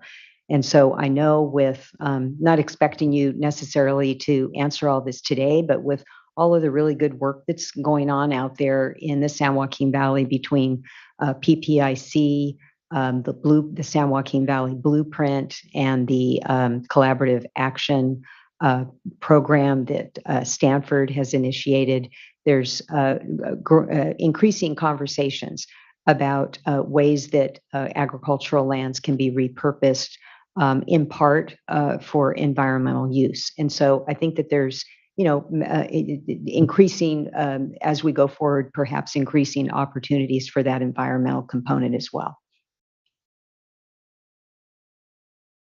Thank you, Vice Chair. Board member. Yeah, thank you. Thank you. I echo, the comments that have already been made, and just wanted to thank staff for the presentation and acknowledge the several approaches will be needed as acknowledged by the water resiliency portfolio. These will include conservation, recycled water infrastructure, as well as others. The weather, as we know, the weather is getting hotter, and it's also predicted that we'll have more storms as we did this past October. So, we also have the hots as well as the extreme wets.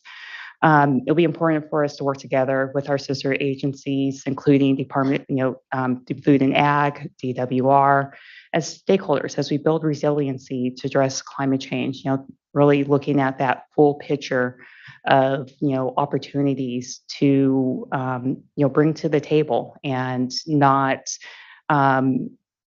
look at one without considering the impacts to others. And so just really taking a step back, looking at all of the opportunities that are in front of us. And as the chair, acknowledge, we also have this historic moment in time here with infrastructure funding, and looking how that funding can help us move forward and to advance some of these great opportunities that are in front of us. So really just want to acknowledge that, and just, the great work that has already been done, and just, that we have such a great opportunity to do so much more here, with, recycled water, and just building resiliency here in California. So, thank you for all the great work and all that I know that, is ahead of us. Hear, hear. Thank you, board member. Board member McGuire, please. Yes, thank you for the presentation. I look forward every year. I can't wait for the great unveiling of how much recycled water we used in the prior year. And I'm glad we upticked a little bit, but given all the pressures and what we're seeing, conservation, the drought, et cetera, it's not all that stuff. And just knowing that there are so many projects in progress right now, new projects that we're anticipating to come online in coming years, it's not too surprising that it's not a larger number this year. So I do appreciate, Ms. Greenwood, your comments about reevaluating the goals and taking a look at the recycled water policy through a finer lens. Now that we're starting to get this data in a more dependable, reliable format, and we're going to have better trends and an ability to project out where this could be and what the capacity is of our wastewater treatment plants. So I just want to say I'm really looking forward to the WRF study that we're anticipating to come out very soon here. And I would welcome DWQ back at the appropriate time. I was hoping that the study actually would be out around the same time that this report would be made, so we could maybe talk about both, where we've been and where we're going. But whenever you're ready, I would really look forward to that further discussion about what is within the art of the possible here in terms of reuse. And when I think about reuse, I certainly think about Title 22. I think about potable, all uses for it, whether it's purple pipe for golf courses, whether it's direct potable reuse, and I'm very excited about that, whether it's for agriculture.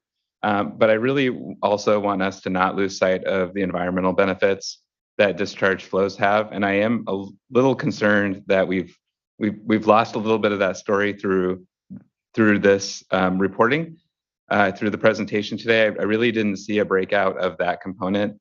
And so I do hope that in future reports, we can get a better sense for how, some dischargers are in fact putting discharge recycled water, Title 22 quality recycled water even, to environmental benefit. And that is something that we should reflect and recognize and actually preserve to the extent that's something, that is needed in those given watersheds. So I just want to put a pin in that. This is a fantastic report. It's a lot of great information. I really appreciate all the time and effort that's put into it. And really what I'm thinking about here is how can we build on it going forward? So I think I'll leave it at that. Thank you. Yeah, thank you, board member. Really good points. And definitely reminded that the real work and the benefit of the data is that careful balance. And so the more that we're able to reflect those realities that watersheds do depend on these discharges and there are these benefits, we can help all of us collectively understand what that right balance is. So I really appreciate that. Really good points. We have a couple of commenters that we can pivot to. And so first I'd like to call up Sean Bothwell, and then in person here we have Jennifer West and Jared Voskuil. Good afternoon, Chair Escobar and board members. Sean Bothwell on behalf of California Coastkeeper Alliance. I really appreciate the state board's efforts to be collecting this data and really improving the collection of the data over the few years we've had it. Staff's done a great job and has been really great at briefing us and other stakeholders on the numbers. And like board member McGuire, we're always very excited when this presentation is made. This information is going to be incredibly helpful in creating realistic water recycling goals in the future. And just to be on record, we are certainly supportive of developing more accurate and realistic water recycling goals, even if that means ratcheting it down. I think the key is making sure they're realistic and attainable rather than some lofty goal that just isn't even feasible to reach. And it's great to see the state's potable reuse numbers going up. We're really excited to see that, while also seeing discharges and effluent discharges, particularly to the ocean, going down. With all of the federal and state funding that's coming available, we really do need to start making some serious investments in additional potable reuse projects, particularly as we anticipate the adoption of the direct potable reuse regulations in the near future. And I agree with everything Rebecca was saying about what we need to do in the future to achieve our water recycling goals. But I wanted to take a second to quickly flag that while we should be doing everything we can to encourage water recycling, particularly for ocean wastewater discharges, we also need to realize that the associated brine discharges is going to become less and less, and therefore more concentrated, and further exacerbate ocean acidification hotspots along the California coast. We really need to get started on an ocean acidification policy. I know that there's been a lot of science and a lot of research being done, but it's really time to move into that regulatory phase of setting a water quality objective to prevent ocean acidification hotspots. And while we're developing the objective, which it's going to take years, the State Water Board, I would encourage to start developing and considering incentives to encourage dischargers to start addressing, or at least start planning to address, the avoidance of ocean acidification hotspots. Rebecca mentioned a bunch of big projects coming online. It'd be great if the Division of Financial Assistance could consider ways to incentivize applicants to start planning for potential denitrification of their wastewater discharges. Even if it's just 1 or 2 pilot projects with all the funding that we have, could really go a long way to demonstrate the value of meeting our ocean acidification targets early, or at least start planning for that type of denitrification. So I really appreciate this presentation again, really excited about the numbers, and thank you very much. Yeah, thank you, Mr. Bothwell. Appreciate just continued long time engagement on this and helping us shape the right policies, and agree that we need to be pivoting to our ocean plan a bit. I know there's discussion. This isn't a priorities discussion, so we'll have that at some point around some of that work. So I appreciate your comments. Next, I'd like to call Jennifer West, who will be followed by Jared Voskuhl. Good to see you.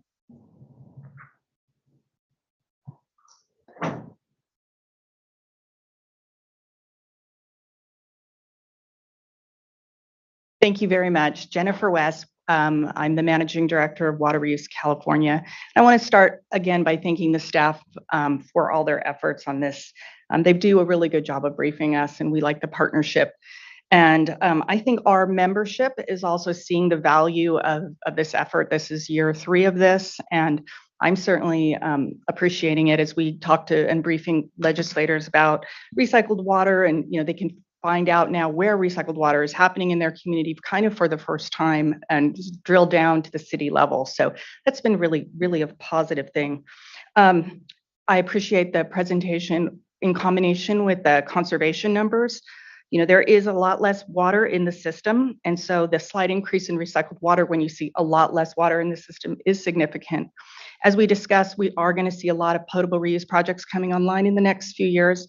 There are 4 under construction right now: Padre Dam, City of San Diego, Orange County Water District's expansion of their groundwater program, and the Pure Water Soquel. So those will get us to way over 100,000 acre feet by the year 2030 combined. So that is an exciting aspect. There are also many other planned projects in the state that are in various stages of working through this. I appreciated the comments about environmental uses. I think when we go and look at that number and reevaluate as part of the recycled water policy, what should be an appropriate goal? The goal, I think right now, was chosen in 2009, and I think it was just a very much aspirational goal without a lot of data behind it. So as we reevaluate that number, I would also recommend that we look at the environmental uses of recycled water. I think last year there was a focus, and we had almost 225 acre feet of recycled water that was used for in-stream flow natural systems. That combined with our Title 22, we were close to or over 1 million acre feet total.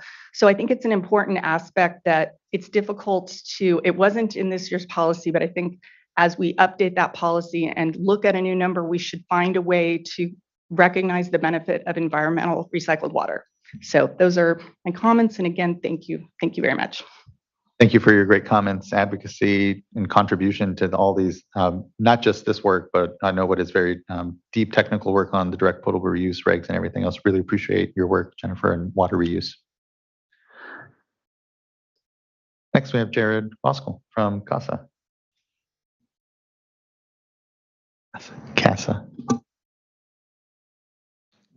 Tomato, I think is okay. Good afternoon, board members. Jared Voskuhl on behalf of CASA, the California Association of Sanitation Agencies. Happy to be here with you in person in the summertime.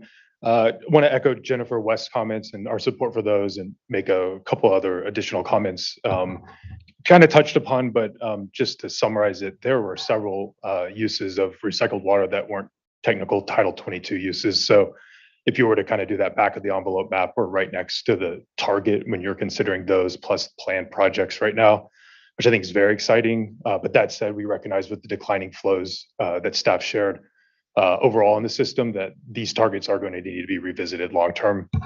To those specific numbers, Jennifer mentioned it, less water, but more recycling. I wanted to flag it specifically, 70,000 less acre feet per year in effluent, but we increased recycling by 3,000 acre feet. That's notable, but maybe the prior year is also notable because there was a 350,000 acre feet decrease, and it had been pinged as like a COVID year, so it was a bit of an anomaly, but it didn't recover this year. It went down even further. So I don't know if it's fair to expect that number to bounce back up anytime soon. But if you wanted to quantify that 350,000 acre feet decrease in effluent, I think that comes out to about water for 1 million families for a year. And so because of declining flows, you have that, if you were to translate it that way or frame that number that way, that would be one way to kind of talk about that impact. With regards to a slide that mentioned conservation data, I just wanted to note that wasn't based on volumetric annual report data. That was from, I think, Flume, and they have some meters that are on a small number of homes. I don't think that was representative, but I also don't want the impression that slide gave in terms of where people are on conservation to be projected out statewide. I think you might have some issues there with just the number of homes that actually have that meter on there. And so maybe in terms of sample size, there might be also sampling bias for the homes that have it on there. Also, some of the regions they're in, there might be regional trends with water conservation that would get you to those numbers. And so ultimately kind of the reliability of those projections of 39 GPCD may not be honed in right for statewide numbers. A couple other items, one with regards to funding and planning. This is very important to us for recycled water projects going forward. We've heard from members who have said if flows keep declining, projects are planning right now won't pencil out, or they're going to have to scale them down, which is notable. And we need to be, I guess, mindful of perhaps what the sociologist Robert Merton would call the latent function of policies that the state pursues. And so with regards to conservation, if we are decreasing how much households are using, there's going to be a follow along effect there. And there's going to be adverse impacts to those recycling projects, but not just the recycling projects, which we're talking about today, but also the collection systems, that infrastructure, and the treatment facilities, and what they're going to have to do to increase treatment of stronger influent. And then last, I wanted to note some remarks about ocean acidification, hotspots, denitrification. And again, there seems to be this latent function of water recycling where you're going to have stronger brine, and we have to find a solution to that. The expense of denitrification, to put that to scale, to have a meaningful impact is envisioned, incredibly prohibitively expensive. And so site identification, appropriate funding is going to be necessary, but if it's not coming from grants, it's going to be increasing rates for local ratepayers. And if we're already with a water affordability crisis, having a wastewater affordability one is concerning. And so I know the board is accounting for all this in its planning, but the continued investment through the Clean Water SRF is very important to us, and we're supportive of that. And then last, I want to note on the ocean acidification, the 4 largest agencies in Southern California all have projects on the books to recycle water. Some are in construction, some are in planning. But given the impact of all of that water, I think there's time for us to figure out for the medium and the smalls, what do we need to do from a watershed approach to reduce nutrients, but not have it be on communities that ultimately couldn't afford that on a long-term basis. So with that, I conclude my remarks, and thank you all board for the time today. Thank you, Mr. Vosco. I appreciate those good remarks. I know in the course of the adoption of our water budgets, a lot of those, again, those tensions that you explored around declining indoor usage and what it means for the sizing and impacts to water treatment systems is going to be important. And we're look forward to having a kind of thorough discussion around that. I'll just note, and importantly, these trends in usage, absent even say state policies making these impacts, have been happening. So I think that what is important, and to your good point, is we just recognize what it is we're going to have to be investing toward or hitting as a target, so that we know, are we right sizing our projects? What are we doing? But the state's role in that, we're still about to set budgets. Certainly here in emergency conservation space, there are those impacts, and so just appreciate that we're here to explore them and understand them for certain. So just thanks. Yeah. Other board colleagues, anything further to add to our discussion around this? It is a little like Christmas. We do get excited about unveiling this number, and especially an opportunity to talk about the work, because it's extensive, it's ongoing. It often doesn't get as much attention as other things may get. And so this was very helpful again, and appreciate and look forward to next year's update as well. And the conversations that, again, this data is helping us all have on how we best do with our limited supplies and in a time of aridification. So thank you all. Really appreciate it. I think that concludes then item number 5 and allows us to here transition to item number 6. Again, these are informational items, so there's no action by the board. And so next we have a report from our presiding hearing officer on the 2nd and 3rd years of the Water Board's Administrative Hearings Office. And I appreciate, Mr. Lilly, you are here remotely with us. I hope you're feeling well. Thank you for joining us. Okay, yes, good afternoon, Chair Esquivel. I can't see my own picture, but can you see me? We can. You have you're projected behind us in good fashion, and you're here in front of us. Oh, okay, I see. Okay, I see it there, and I see my PowerPoint. So, good afternoon. My name is Alan Lilly. I'm the presiding hearing officer of the State Water Board's Administrative Hearings Office, and I'm here to present agenda item 6. My goal had been to have annual reports to the State Water Board on the Administrative Hearings Office progress, but you and I and all of our colleagues got occupied with other matters, so this has become a biennial report. Hopefully we'll be able to shift back to annual in the future. Next slide, please.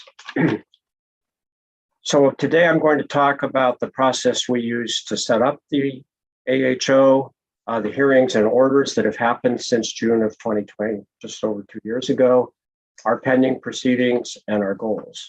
Next slide, please.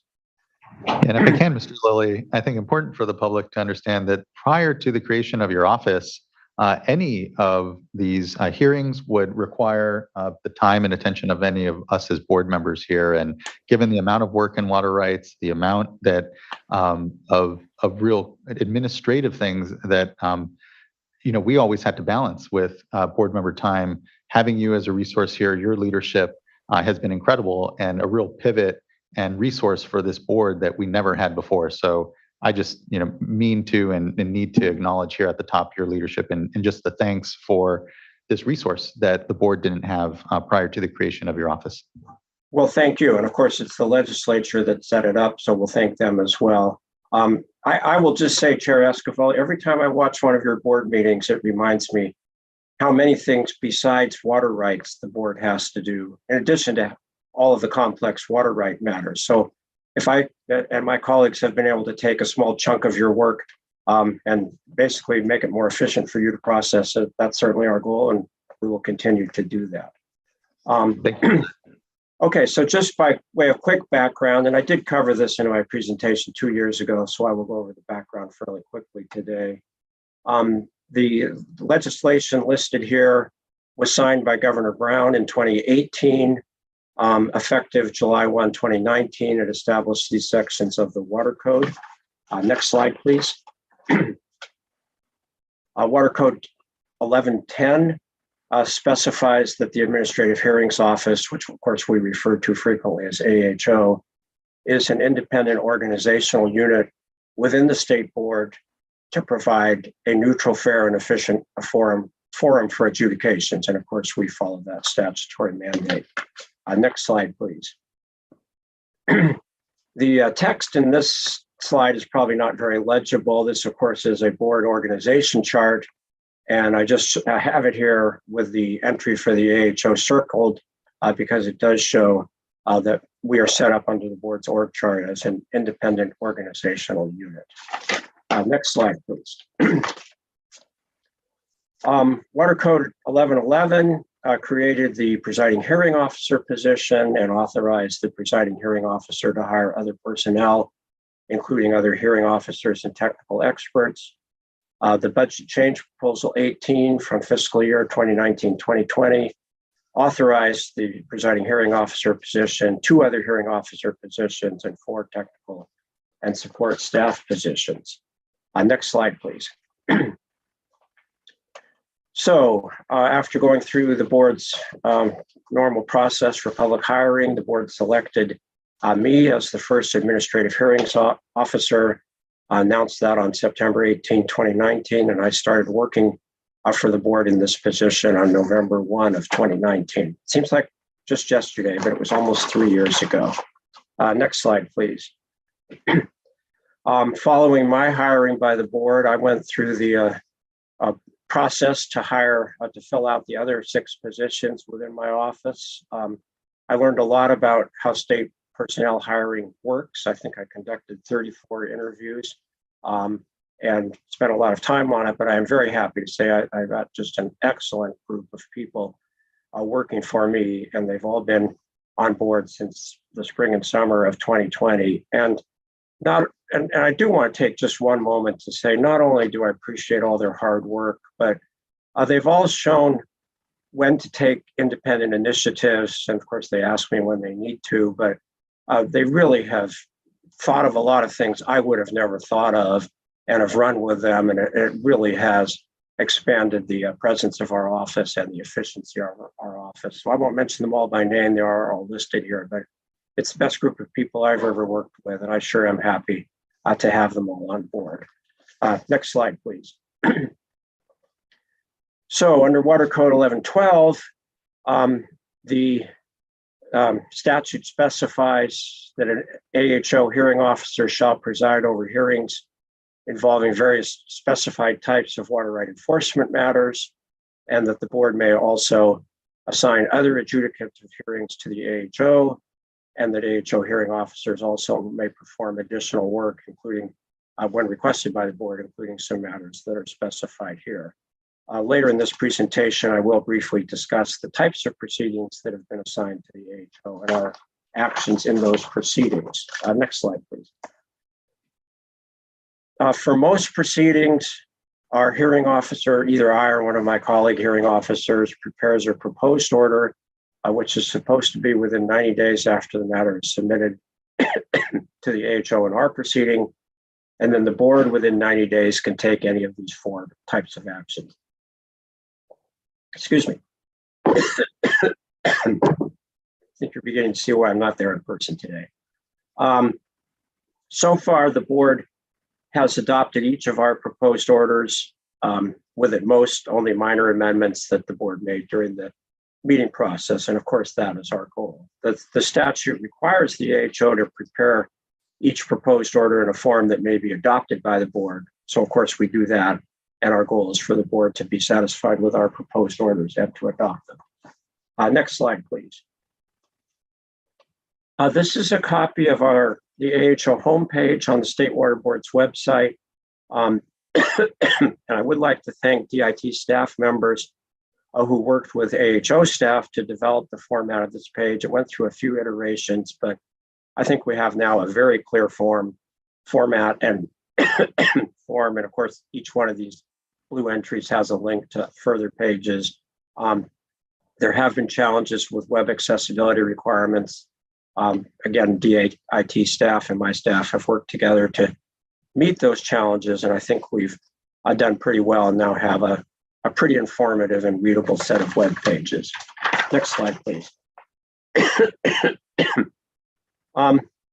Because of web accessibility requirements, we may not post the documents the parties file with the AHO on the board's website. And also there are literally thousands of files that we and the parties have prepared for our proceedings. So what we've done, again, with help from DIT, is a process for setting up a main folder and subfolders as needed for each proceeding and posting those on the board's FTP site. We use this site to post all of our files for each proceeding. And we also have a separate folder within the site for parties to upload their exhibits and legal briefs. So basically, we prepare our final administrative record as we go, which down the road saves us a lot of time because everything is already all in what we think is a very good organizational structure, all electronic, of course, for the administrative record. We will provide interested parties with login information and passwords for access to these folders on the board's FTP site. Next slide, please. So we held our first hearing in June 2020, just over 2 years ago. The board adopted its first orders. There were actually 2 proceedings with orders in November of 2020. All of our proceedings have been by Zoom teleconference, something I certainly had never heard of Zoom. I did not anticipate when I started working for the board in November of 2019, but that is the COVID reality we have lived with. And frankly, I think in a lot of ways, it has been more efficient for us than in-person hearings would have been. We can have multi-format presentations, just like this presentation now with both the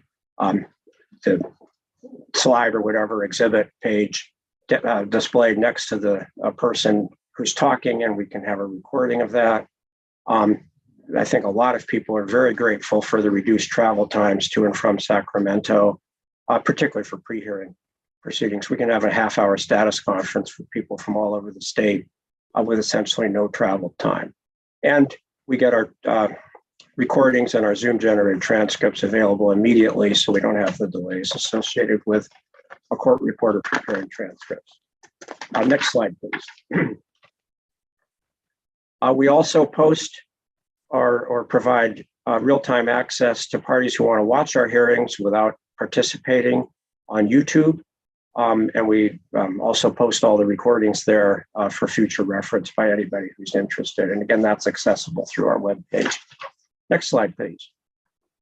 The Zoom platform immediately generates a Zoom-generated transcript similar to the transcript that appears for board meetings.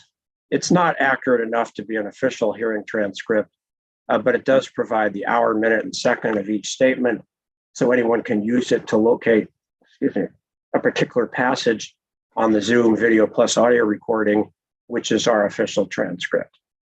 Interested parties also may order court reporters if they want to prepare traditional reporters' transcripts, and parties have done that in some of our proceedings. Next slide, please.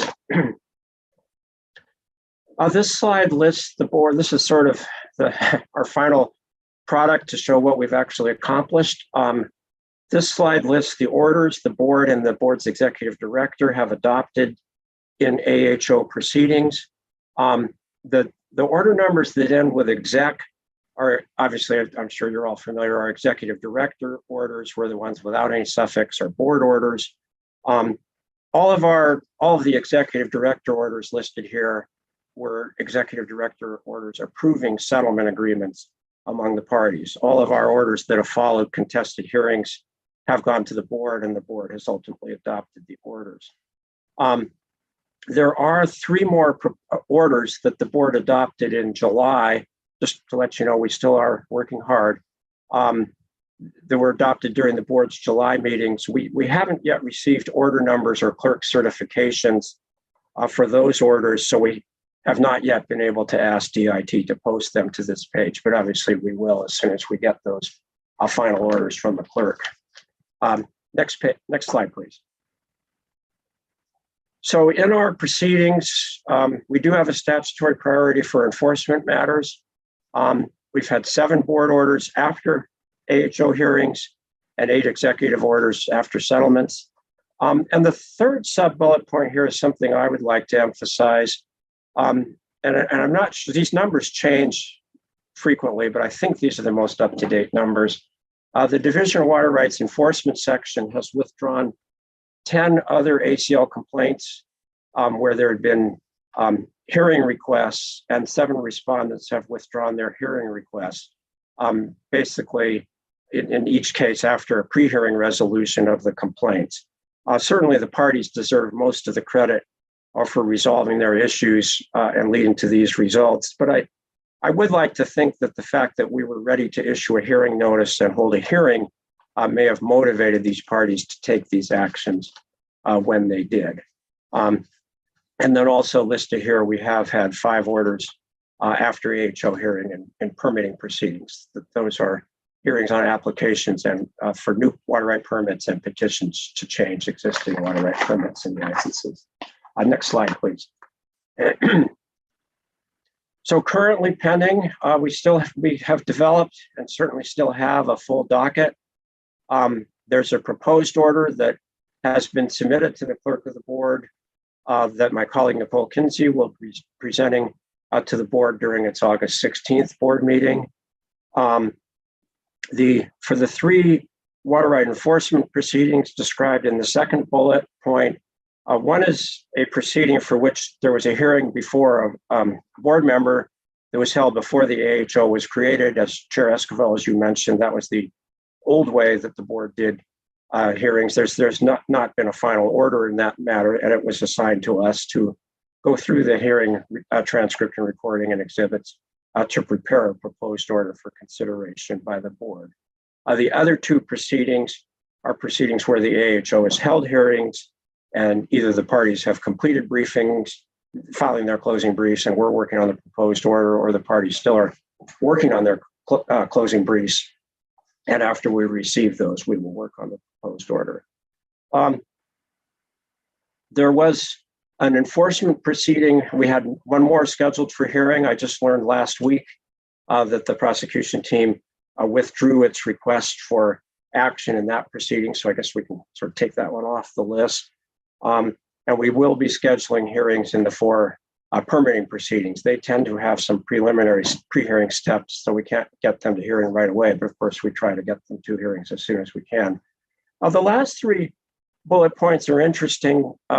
We have, and again, this is in cooperation, particularly with Eric Ekdahl, who I would like to thank personally for working to refer matters from the division. Of course, he has to recommend them to Ms. Sobak, who then refers them to our office, but in different types of proceedings besides traditional water right enforcement and permitting. We have a court reference under Water Code 2000. The court reference was made to the board, and the executive director, Ms. Sobek, referred that or assigned that to the AHO, where we will hold a hearing and prepare a proposed report of referee, obviously for final consideration by the board. We also had an investigation of a proposed water transfer.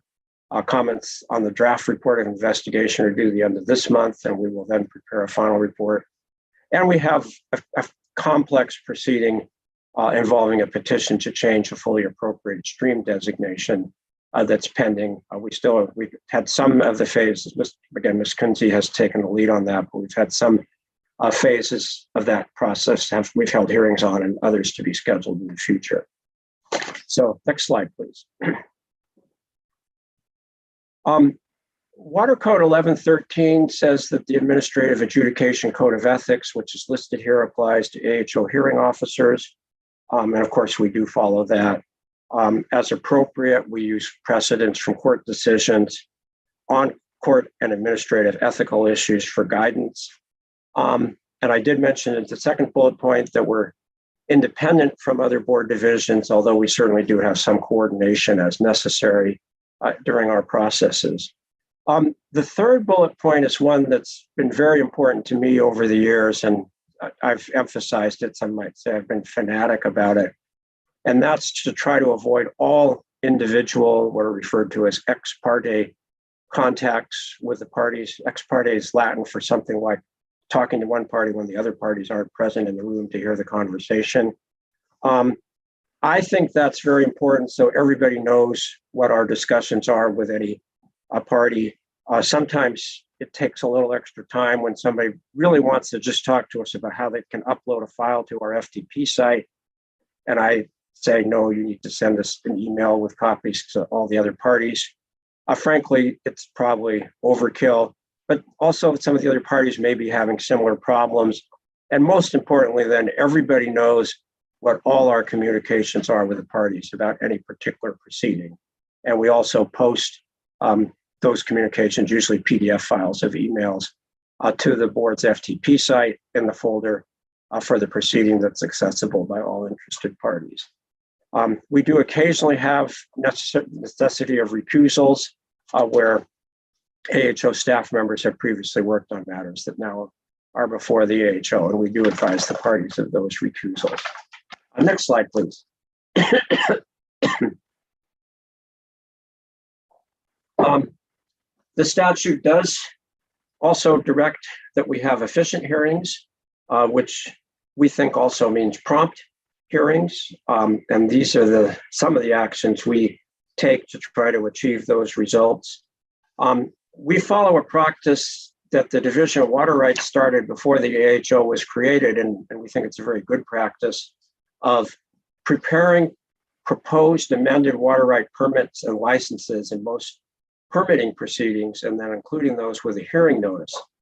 That way, the parties can focus their exhibits, testimony, and legal arguments on the disputed issues, and we can sort of lay a framework to those discussions, and arguments can be much more focused. Also, as discussed in the very last bullet point here, we normally include amended water right permits and licenses as appendices to our proposed orders. which then the board adopts, and then the division simply has to issue the amended permanent license. And I think this, we've certainly heard how busy the Division of Water Rights is, particularly with ongoing drought matters. This way, the division doesn't have to take any additional work other than simply basically removing the Appendix A label if necessary, having Mr. Eckdell sign the amended permit or license and sending it out. I think they usually also have to prepare a CEQA notice of determination, but I think this saves a lot of time. We certainly coordinate both at the notice stage and at the final stage with the appropriate staff within the Division of Water Rights who've been excellent in providing templates and other information to us about particularly standard permit terms. So we can include those and get them in the appropriate form in our amended permits and licenses. I will just emphasize also in the fourth bullet point, we do conduct site visits. I've been doing this for a long time, and no matter how well I look at all the pictures, diagrams, maps, and so forth, there's just no substitute for seeing the facilities and the topography in real life and seeing what it all looks like. Of course, we send notice to all the parties, and all the parties have opportunities to participate.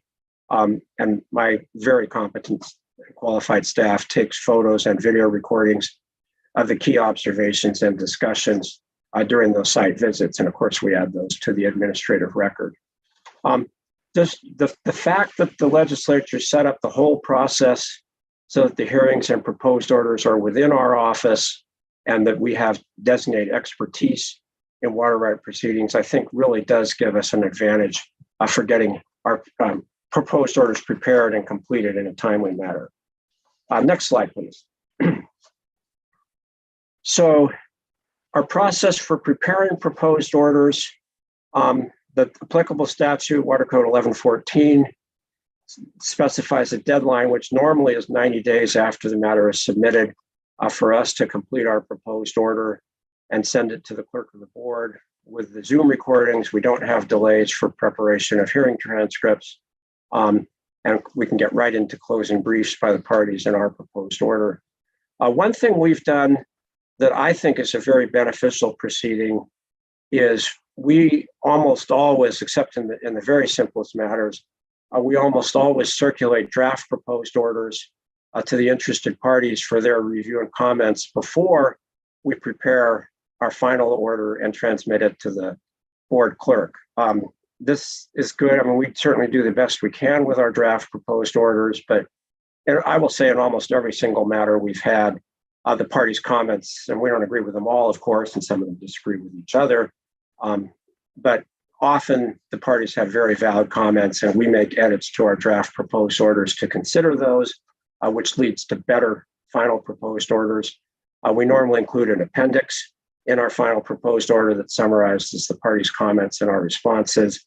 And then we have a package that, frankly, I'm not sure exactly the best way to say it, but I think it's much closer to final for the board to adopt because we've gone through that round with the parties already. Of course, parties still may make additional comments to the board and often do, but I think we really do facilitate a process that makes it easier for the board to get to a final order after we've submitted our proposed order. Next slide, please. So what are we going to do in the future? Well, we are continuing to refine our process for the different types of matters that come before us, all listed here. We've so far had all of these 5 types of matters have been assigned to us. The statute does allow other types of matters to be assigned to the AHO as well, and that certainly may happen in the future. As mentioned in the second big bullet point here, we are working with Division of Water Rights and Office of Enforcement to prepare a memorandum that after it's completed certainly will be public and posted on our website, a webpage that describes the process that we will use for considering water right enforcement issues that arise during water right permitting proceedings. And the way this can come up in different contexts, I think the most common context is the holder of a permit or water right permit or license will file a change petition wanting to change point of diversion, place of use, purpose of use, or some combination thereof, or make other changes. And another party will file a protest, and among other things, will raise the issue that the underlying water right should be partially or completely revoked because of non-use, either partial or total non-use. That becomes an enforcement issue that we may or may not be able to address during the permitting proceeding. So we're working, as I say, with Division of Water Rights and Office of Enforcement to prepare a memorandum that will describe the processes that they and we will use so that we can either address or decide not to address such issues when they arise during permitting proceedings. So as discussed in the last bullet point here, I'm sure if you asked Mr. Ekdahl, he would agree. I think what I can say is we may have chipped away at the tip of the iceberg, to use one metaphor, of the Division of Water Rights application and petition backlogs, but we're trying to help get that backlog reduced, hopefully eliminated eventually, and we're trying to do that process as efficiently as we can. Many of the applications and petitions have been pending and dormant for many years, and of course, our goal is to get those resolved. Next slide, please.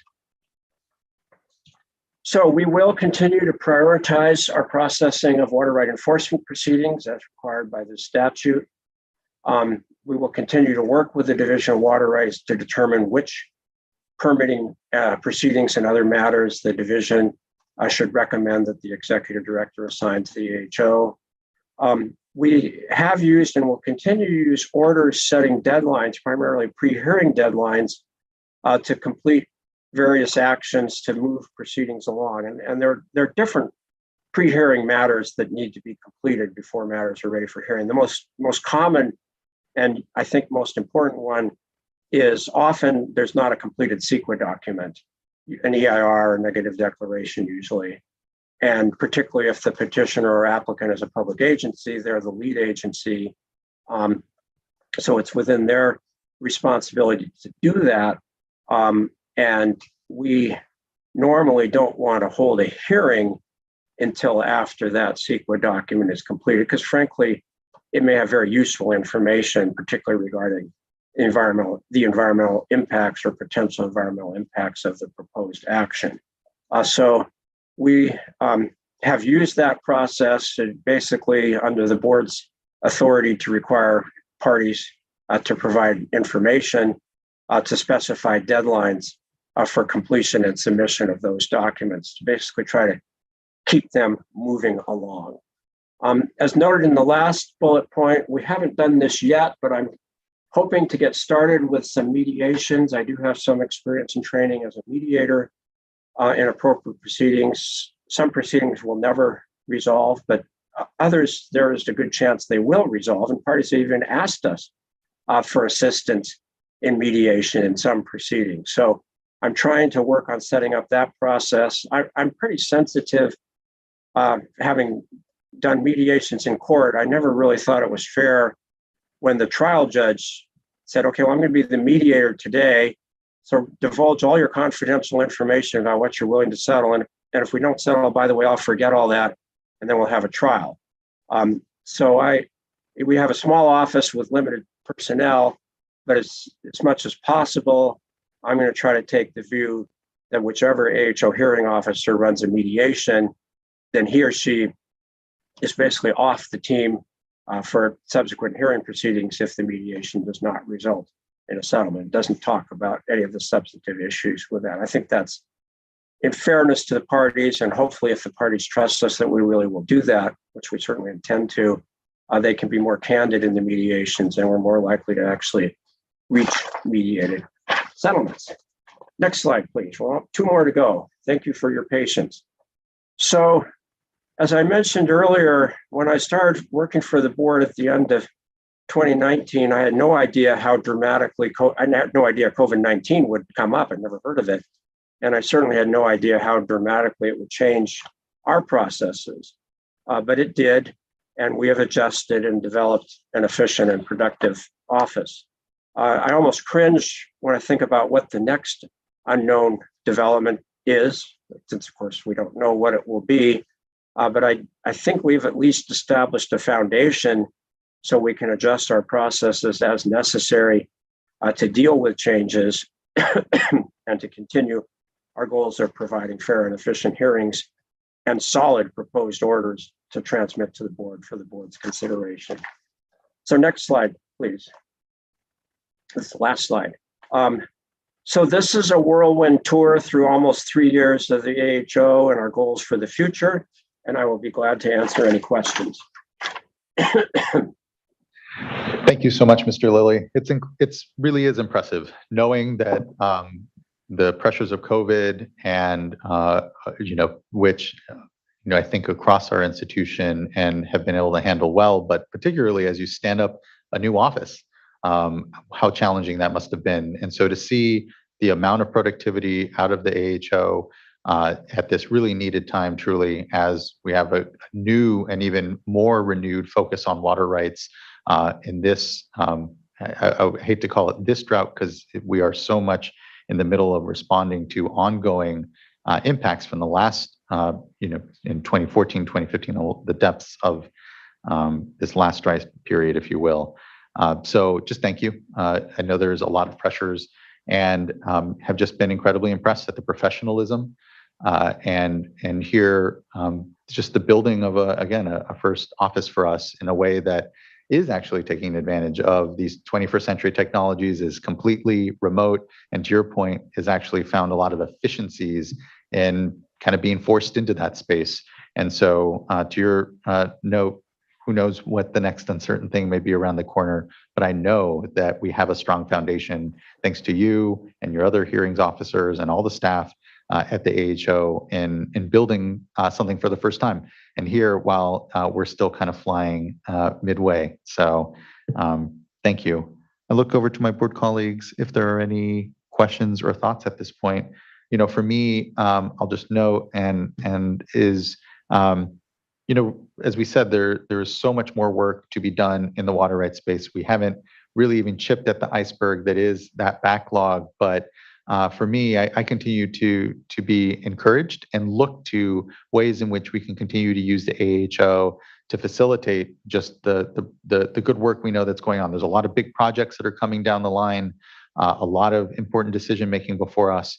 And so I just see as we as a board continue to evaluate the AHO, how best do we take advantage of the resource that you've created so that we can navigate what's going to be a not very easy decision-making space in these next years, knowing that we have some big projects, a lot of work on the water rights space, but here, just a great foundation thanks to you. So thank you. And I'll kick it over to our vice chair. Thank you. It's always great to hear from you, Mr. Lilly. And I've got quite a few questions, but I think I'll start with the ex parte issue that you raised and want to hear a little bit more about your thinking on this, and would also appreciate, I did have a sidebar conversation earlier with Mr. Laufer. And the reason I would like to spend a little more time on this is that I do think that there might be some confusion and perhaps concern by stakeholders with respect to communications between those in your office and the Division of Water Rights. And so I'm asking for a little more time to be spent on this for two reasons. Number one, to just clarify that you and our Office of Chief Counsel are thinking through the potential ethics implications there. And then secondly, I plan on asking some questions about efficiencies. And I know that as you take on more cases, more matters, your staff is limited. And of course, we want to encourage efficiencies with the existing staff that we have at the Division of Water Rights or Delta Water Master. And so, really looking for maximization of these efficiencies, but then, that might involve some communications. And so just want to get your thoughts on that, your thoughts and Mr. Laufer's thoughts. Okay, should I go first or should Mr. Lawfer go first? He, I'm sure, has a lot to say about these issues. They're very important. I'll go ahead and kick off the conversation, and Mr. Lilly, you can add wherever you see fit. As we talk about the role of the Administrative Hearings Office, and if you look at the slides that Mr. Lilly put up, they were very clear in recognizing that the role and function of the ex parte communications prohibition, both from a due process perspective, as recognized by the courts, including the California Supreme Court in a variety of cases like DABC v. Kintnar and the Morongo decision involving the Water Board, has been a recognition that the parties should not have an opportunity to bend the ear of the adjudicator outside the presence of the other parties. And you all are familiar with that. We have our ex parte limitations when the board's sitting in an adjudicative capacity, and essentially everything that the Administrative Hearings Office does is in an adjudicative capacity. The ex parte prohibition, as reflected in the slides that Mr. Lilly put up, extends to parties to the proceeding, which we've also extended to include, in appropriate circumstances, of course, interested persons in the proceeding. However, if you go back and you look at what the California Supreme Court has said in the Kintnar decision and then the Morongo decision via footnotes, but it's still important in terms of the thought process for the courts, as well as what administrative law scholars have said about it, is that an administrative adjudicator and the ultimate decision makers in an adjudicative agency, such as the Water Board, that would be the board members. In other agencies, it's the agency head, should have the ability to take advantage of the resources within the agency that are not a party to the proceedings. So in most of the proceedings before Mr. Lilly involving enforcement matters, the Division of Water Rights and the Office of Enforcement participate as a party advocating a specific result. The Office of Chief Counsel has attorneys who are available who have not touched the case. Likewise, the Division of Water Rights has both historical policy perspectives that could potentially be tapped by the Administrative Hearings Office, as well as technical expertise. And it essentially, drawing on what Vice Chair Diadamo said, is a recognition that there is limited bandwidth at the Administrative Hearings Office. And so long as the ex parte limitation prohibits any party from having an indirect communication with the decision maker or the ultimate decision makers, the hearing officer, whether it's in the AHO or the individual board members, can draw on the neutral expertise and resources within the agency writ large, including non-party staff within the Division of Water Rights, as well as legal assistance from the Office of Chief Counsel. Now, the reality is that bubble extends across anybody that advises, and they can't have any communications with any of the parties to the proceeding, either within or without the Water Board. And as I indicated, the California Supreme Court has indicated that, ensuring that ex parte limitation extending to any of the advisors involved in the final decision is what's necessary in order to satisfy due process concerns. Now, while that is what we think the correct legal construct is, the reality is that the Office of Administrative Hearings has largely, and I don't want to really put words in Mr. Lilly's mouth, but has been able to operate independently, but they know that they have resources available and they can reach out to non-party staff, either within my office or within Mr. Ekdahl's division, in order to assist them if they need it within the confines of an individual proceeding. And so long as we make sure that those staff have not been involved in any way with party staff to the proceedings or had communications with outside parties to the proceedings. And Mr. Lilly, I don't know if there's anything you'd like to add to that. Well, that certainly is a very good summary. Of course, a very accurate recitation of the applicable legal rules. The only thing I will add is we have had requests from interested parties, excuse me, for us to provide a list of who within the Water Board staff is on a prosecution team and who is on the hearing team in a given matter, which I think is a reasonable thing for parties to ask. And it takes a while to do that because a lot of times we're trying to anticipate people who haven't been involved at all as to which team they will ultimately be on. But we've tried to do that. and advise the parties of that. It's particularly confusing within the Division of Water Rights. This is one of my pet peeves. I don't have very many, but one is, unfortunately, because of web accessibility requirements, the board no longer posts its organization charts on its website. And for outsiders, I think it's very confusing to figure out who's where and what. And so what I've done is prepare a memorandum basically saying who's on the enforcement team, who's on the hearing team, and include a copy of our org chart so people can see that when that's out there and make sure. And of course, it's particularly confusing within the Division of Water Rights because they have an enforcement section, which almost always is on the prosecution team. And then also other people who have, very important technical expertise who can be on the hearing team. So we certainly follow the rules Mr. Lawfer described, and we try to disclose that to the parties and take that very seriously. We also, Mr. Lawfer did not mention this, but Office of Research Planning, I forget, ORPP, I can't remember what the second P is, but Mr. Nachbauer's office has engineering geologists, and we have a matter where we may be calling on an engineering geologist to provide her expertise to help us. So, and of course, we will disclose that as well. So that's what we do. We're certainly very cognizant of this. It's less of a problem in permitting matters because usually then there's no prosecution team. So at least nominally, nobody from the water board has a party status, but we are cognizant of that.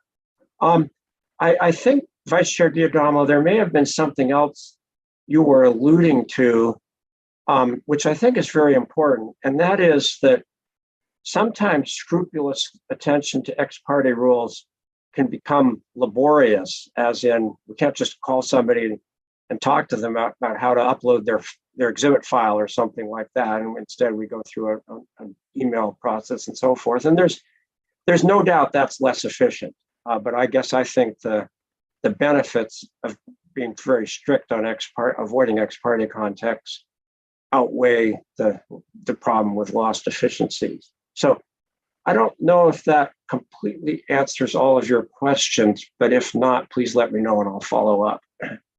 Sure. I did have one other question, and it's related to the communications with staff as non-parties.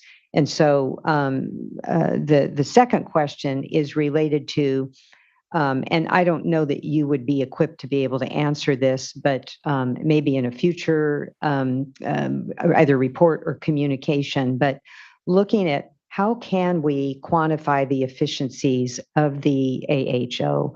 So my sense is that things are moving along much better than in the past. I see, as a board member, we see more cases come to completion, that are brought to our attention. And then, of course, there are the matters that, because you sit in the chair that you sit in, cases are settling. People know that you are ready to process. And so we're seeing more cases settle.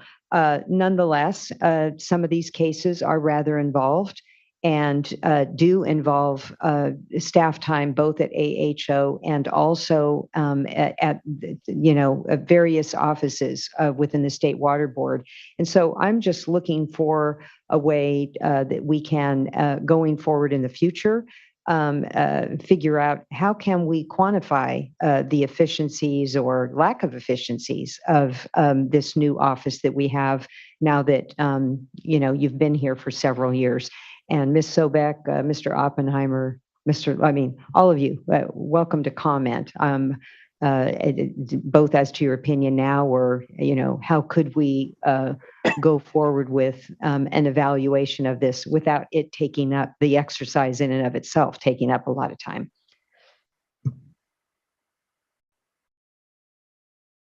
Well, I think I'd want to confer both with Mr. Lilly as well as Mr. Ekdahl, because some of the data systems and internal tracking that they have within the Division of Water Rights would probably be most illuminating in terms of being able to compare timelines when items went through. It's hard to kind of reduce it to a single dimension in terms of time, because as you know, each of these cases spins out all sorts of complexity.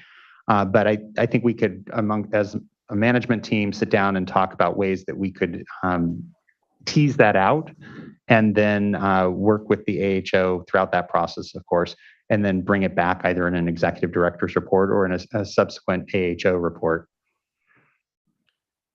Okay, and and certainly we would be glad to work with Mr. Laufer and Mr. Ekdahl and others as necessary to address that issue. I will just say there's, and I think Vice Chair Diadama, you're certainly aware of this. There's a tension between efficiency and due process here. I mean, it's unavoidable. To give everyone an opportunity to put on their whole case, a lot of times may involve, and of course, they don't always know what evidence we're going to ultimately conclude is relevant. So they're going to tend to put on any evidence they think might be relevant, whether or not we ultimately consider it or cite it in our final proposed order. And that takes more time. There's no doubt about that. That's the American legal system. It's not an efficient system.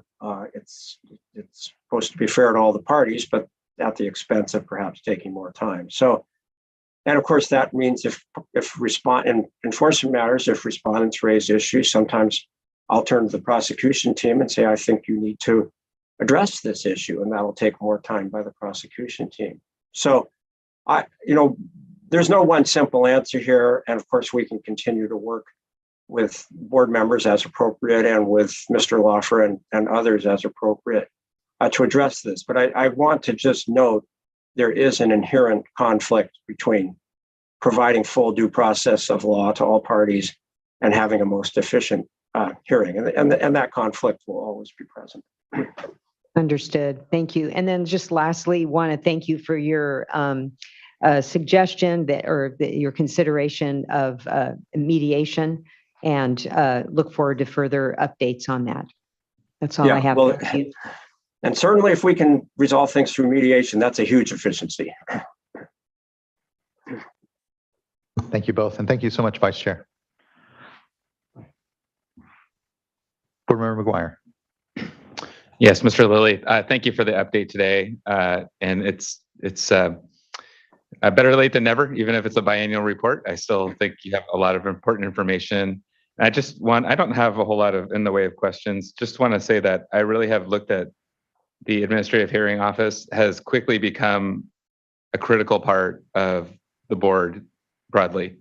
And, as having once worked in the Division of Water Rights and needed a place to refer certain matters to, that wasn't always self-evident.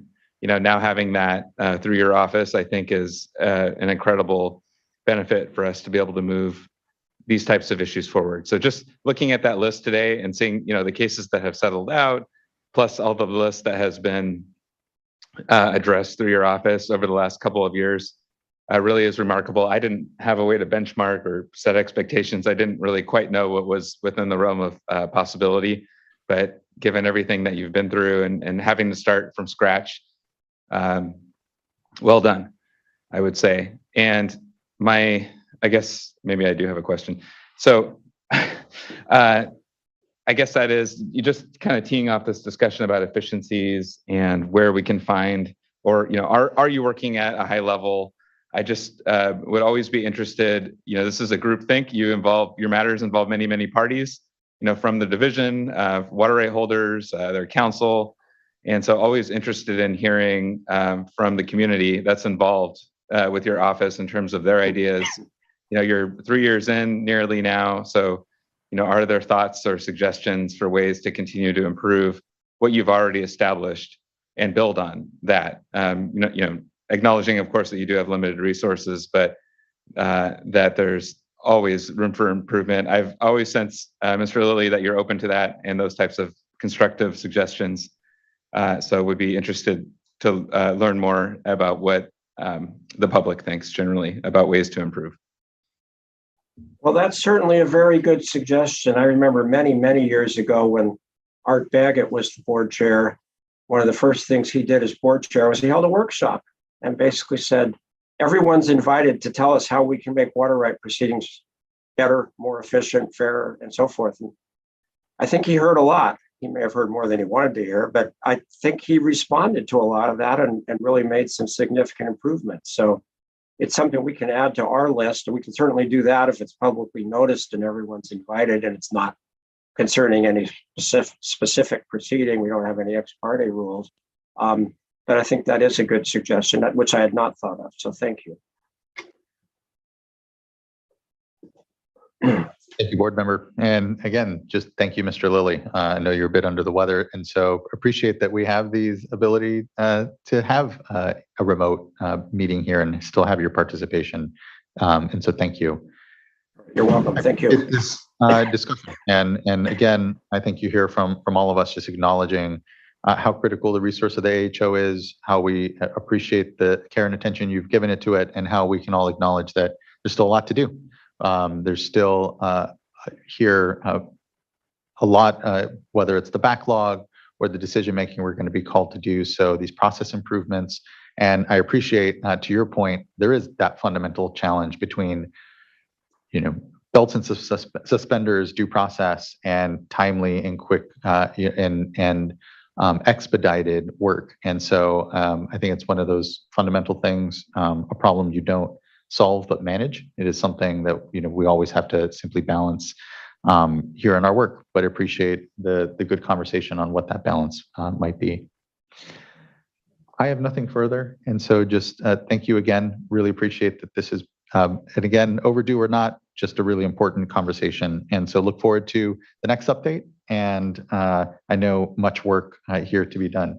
I don't believe we have any commenters. We had one commenter, and that was Miss Samito, who was on earlier today for public forum, but she did not stay on the Zoom platform. Yeah. Okay. Then I think that concludes this item and this informational update. Again, thank you, Mr. Lilly. Really appreciate incredibly your contributions. Chair Esquivel, I will point out that Sheila Miember, who had been on, I believe, for public forum, does have her hand up. Okay. Yes. Thank you for flagging that. Ms. Miember, please, we'll unmute you in case you're looking to comment on this item, or perhaps to touch base to the public forum comment you were unable to provide us. If it's the latter, I'll close off this item and we can take your public comment quickly. So thank you. Yes, I guess you would classify this under public comment. Okay, then one moment. I'll just go ahead and say that that concludes our discussion then on item number 6. And before we get to item number 7, I'd like to call up Sheila Miember to be able to provide her your public comment that you weren't able to earlier. Thank you for joining us. Thank you. Thank you for allowing me to submit my comment. I would like to add some further comments regarding the illegal cannabis issue, which Ginger Samito presented earlier. And I also wanted to state previously, I had sent all the water board members a copy of the recent Siskiyou County Grand Jury report on the impact of the cannabis grows in our county, which focused on the issue of illegal cannabis grows in Siskiyou County and the effects it has had on our rural community. The report outlines the negative impacts the illegal cannabis grows has had on our county, our environment, resources, and lifestyle.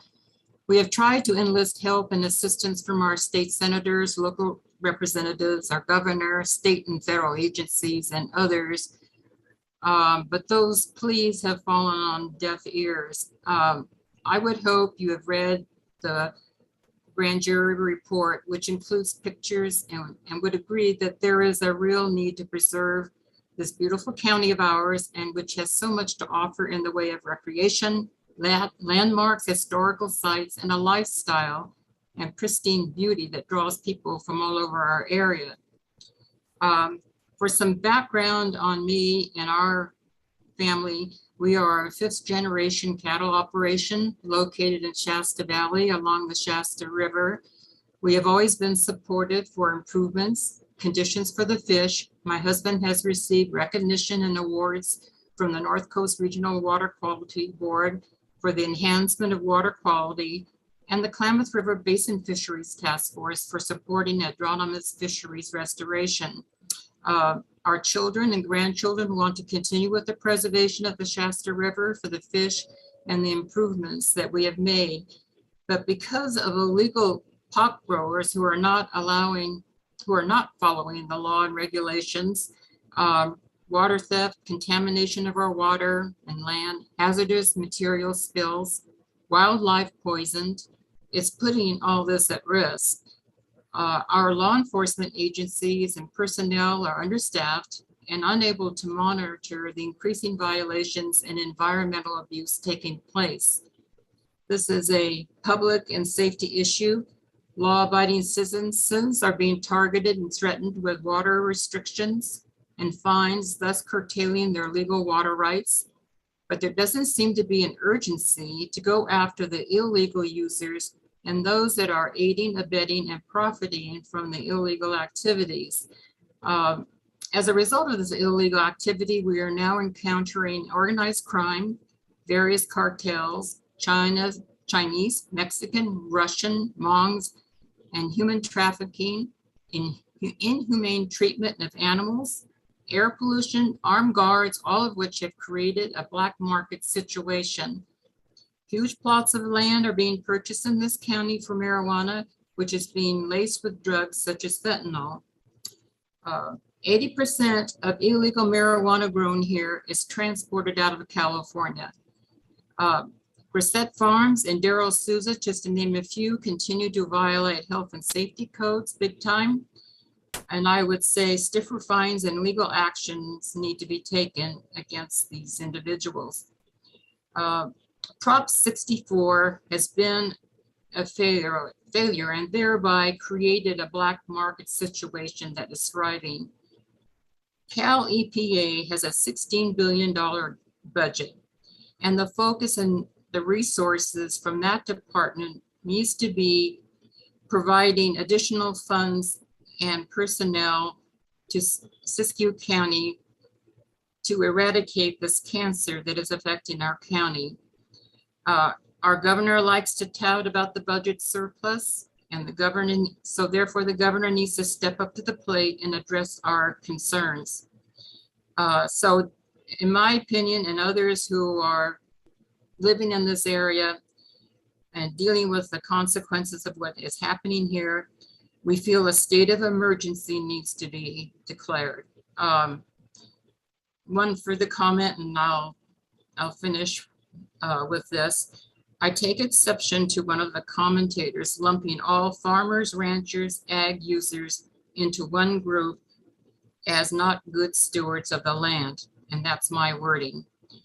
So I hope you take my comments and move forward with helping our area because it's reached a crisis situation.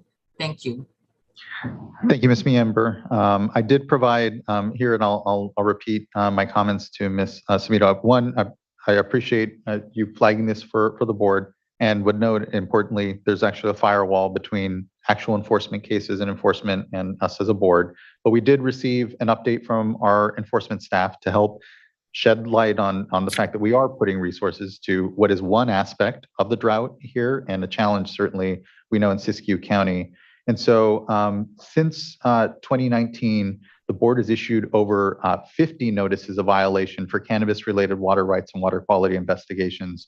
Additionally, we've also conducted 52 drought curtailment inspections since 2020. 25 of those have been in the last 6 months.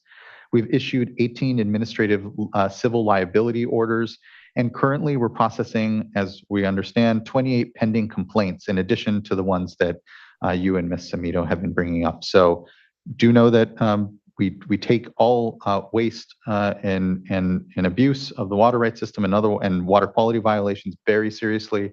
And so I appreciate you flagging these, but also important to note, this is one aspect of what are a huge amount of impacts from this drought in our watersheds, and one that has been flagged for attention and that we are putting resources to, but just one aspect. But thank you. I know there is an incredible amount of concern in the county and the community.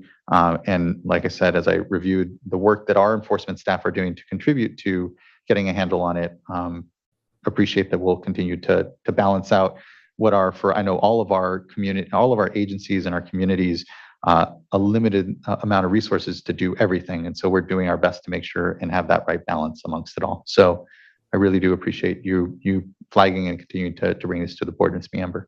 Okay, well, I appreciate that, and we will continue to monitor what is going on and also provide any additional information that you may need to continue with your efforts in this regard. Okay, thank you. I appreciate that totally. And please do continue to communicate with our staff if anything, and hear anyone listening as well, any illegal activities or issues that should be brought to the board. So thank you. Okay, thank you.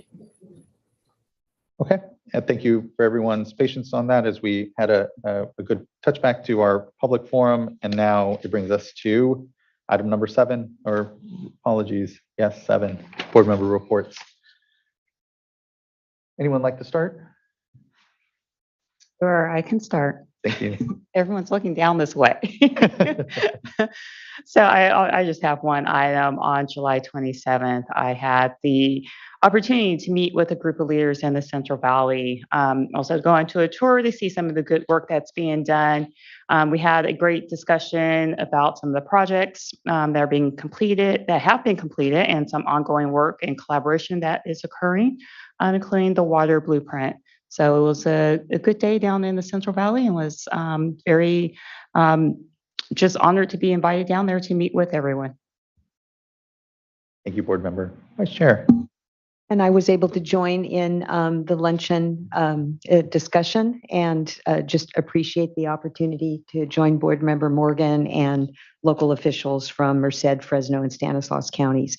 And then on the 22nd of July, I spoke before the California Council of Environmental and Economic Balance, their summer issues forum, and just a broad overview about some of the work that we're doing at the Water Board. And it's always great to be there and be part of the conversation. I really enjoyed the discussion, and I think they did too, especially Sunny McPeak.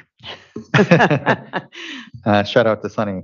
I was also at SWRCB after the last board meeting, had an opportunity to talk on Thursday along with Carla Namath around Drought and all the work that we're doing, and then was honored to be on a panel with Mr. John Bishop, Sean Bothwell, and David Nahai from the Los Angeles Regional Water Quality Control Board on the 50th anniversary here of the Clean Water Act, and where we're going and where we've come and where we need to be. I also then would just note the Water Board had a meeting up in Tahoe last week on the 26th. We'll be putting out sort of as everyone has seen our minutes from these meetings, they're not very detailed. This will be a more detailed set of minutes from that meeting, so everyone can understand the update that we received and the discussion that went on at that retreat. But I thank everyone for attending that, and felt it was a good opportunity to reflect on the board's current work. And again, the document that we used is public. We will make public the meeting minutes. It was very important to me that we keep transparency. And even though it was just an update, there's nothing new. We didn't agree to any new priorities or anything. Good to keep folks following along with that. So thanks everyone for that. And then would just note then last Friday, met with the governor and a number of water agencies to go over where the numbers are here on conservation. Again, trending in the right direction, still a lot of months ahead, and the potential for a dry winter. So still work to do, but it was good to gather, note some success, and continue to emphasize the real need to conserve. So that's all I have on my reports. I think since the theme here, I was also at SWRCB on Friday, spoke on a panel also with Mr. Sean Bothwell and Jonathan Bishop. So there's something going on there. But this was a different topic, and this was on the commercial, industrial, institutional stormwater permit that the Los Angeles Regional Board is currently looking into. So just talking about that area of stormwater, sort of an largely unregulated area, and what the future may have in store. So I think it was a good discussion as well. That's all I have. Board member. Okay, well, that brings us to the end of our agenda today. We do not have a board meeting tomorrow. Our next board meeting is scheduled for August 16th in 2 weeks. And so I just thank you everyone as always for the good participation and discussion today. This meeting is adjourned and we'll see you all in 2 weeks. Yes, and Oh, just wait a to minute. state for the record, because the board will be adjourning to closed session, there were 3 items noticed for closed session. The board will only be meeting on 2 of the items. It will meet on the second item listed for the Administrative Hearings Office, which concerns the administrative civil liability complaint issued by the Assistant Deputy Director concerning Grizzett Farms and Stephen David Grizzett. And then it will meet in a personnel closed session as well. There will not be a closed session on the Blue Triton item. Thank you, Mr. Law, for the important clarification as we recess or as we go to closed session, and then you'll close out the meeting. Yes, and then just for planning purposes, probably about 5 minutes or 10 minutes to relocate, just so we can let any participants for the closed session know. For the board members, we'll be going up to 25:10, or you can participate remotely from your offices. Okay. Thank you so much. Thank you, everyone. See you soon.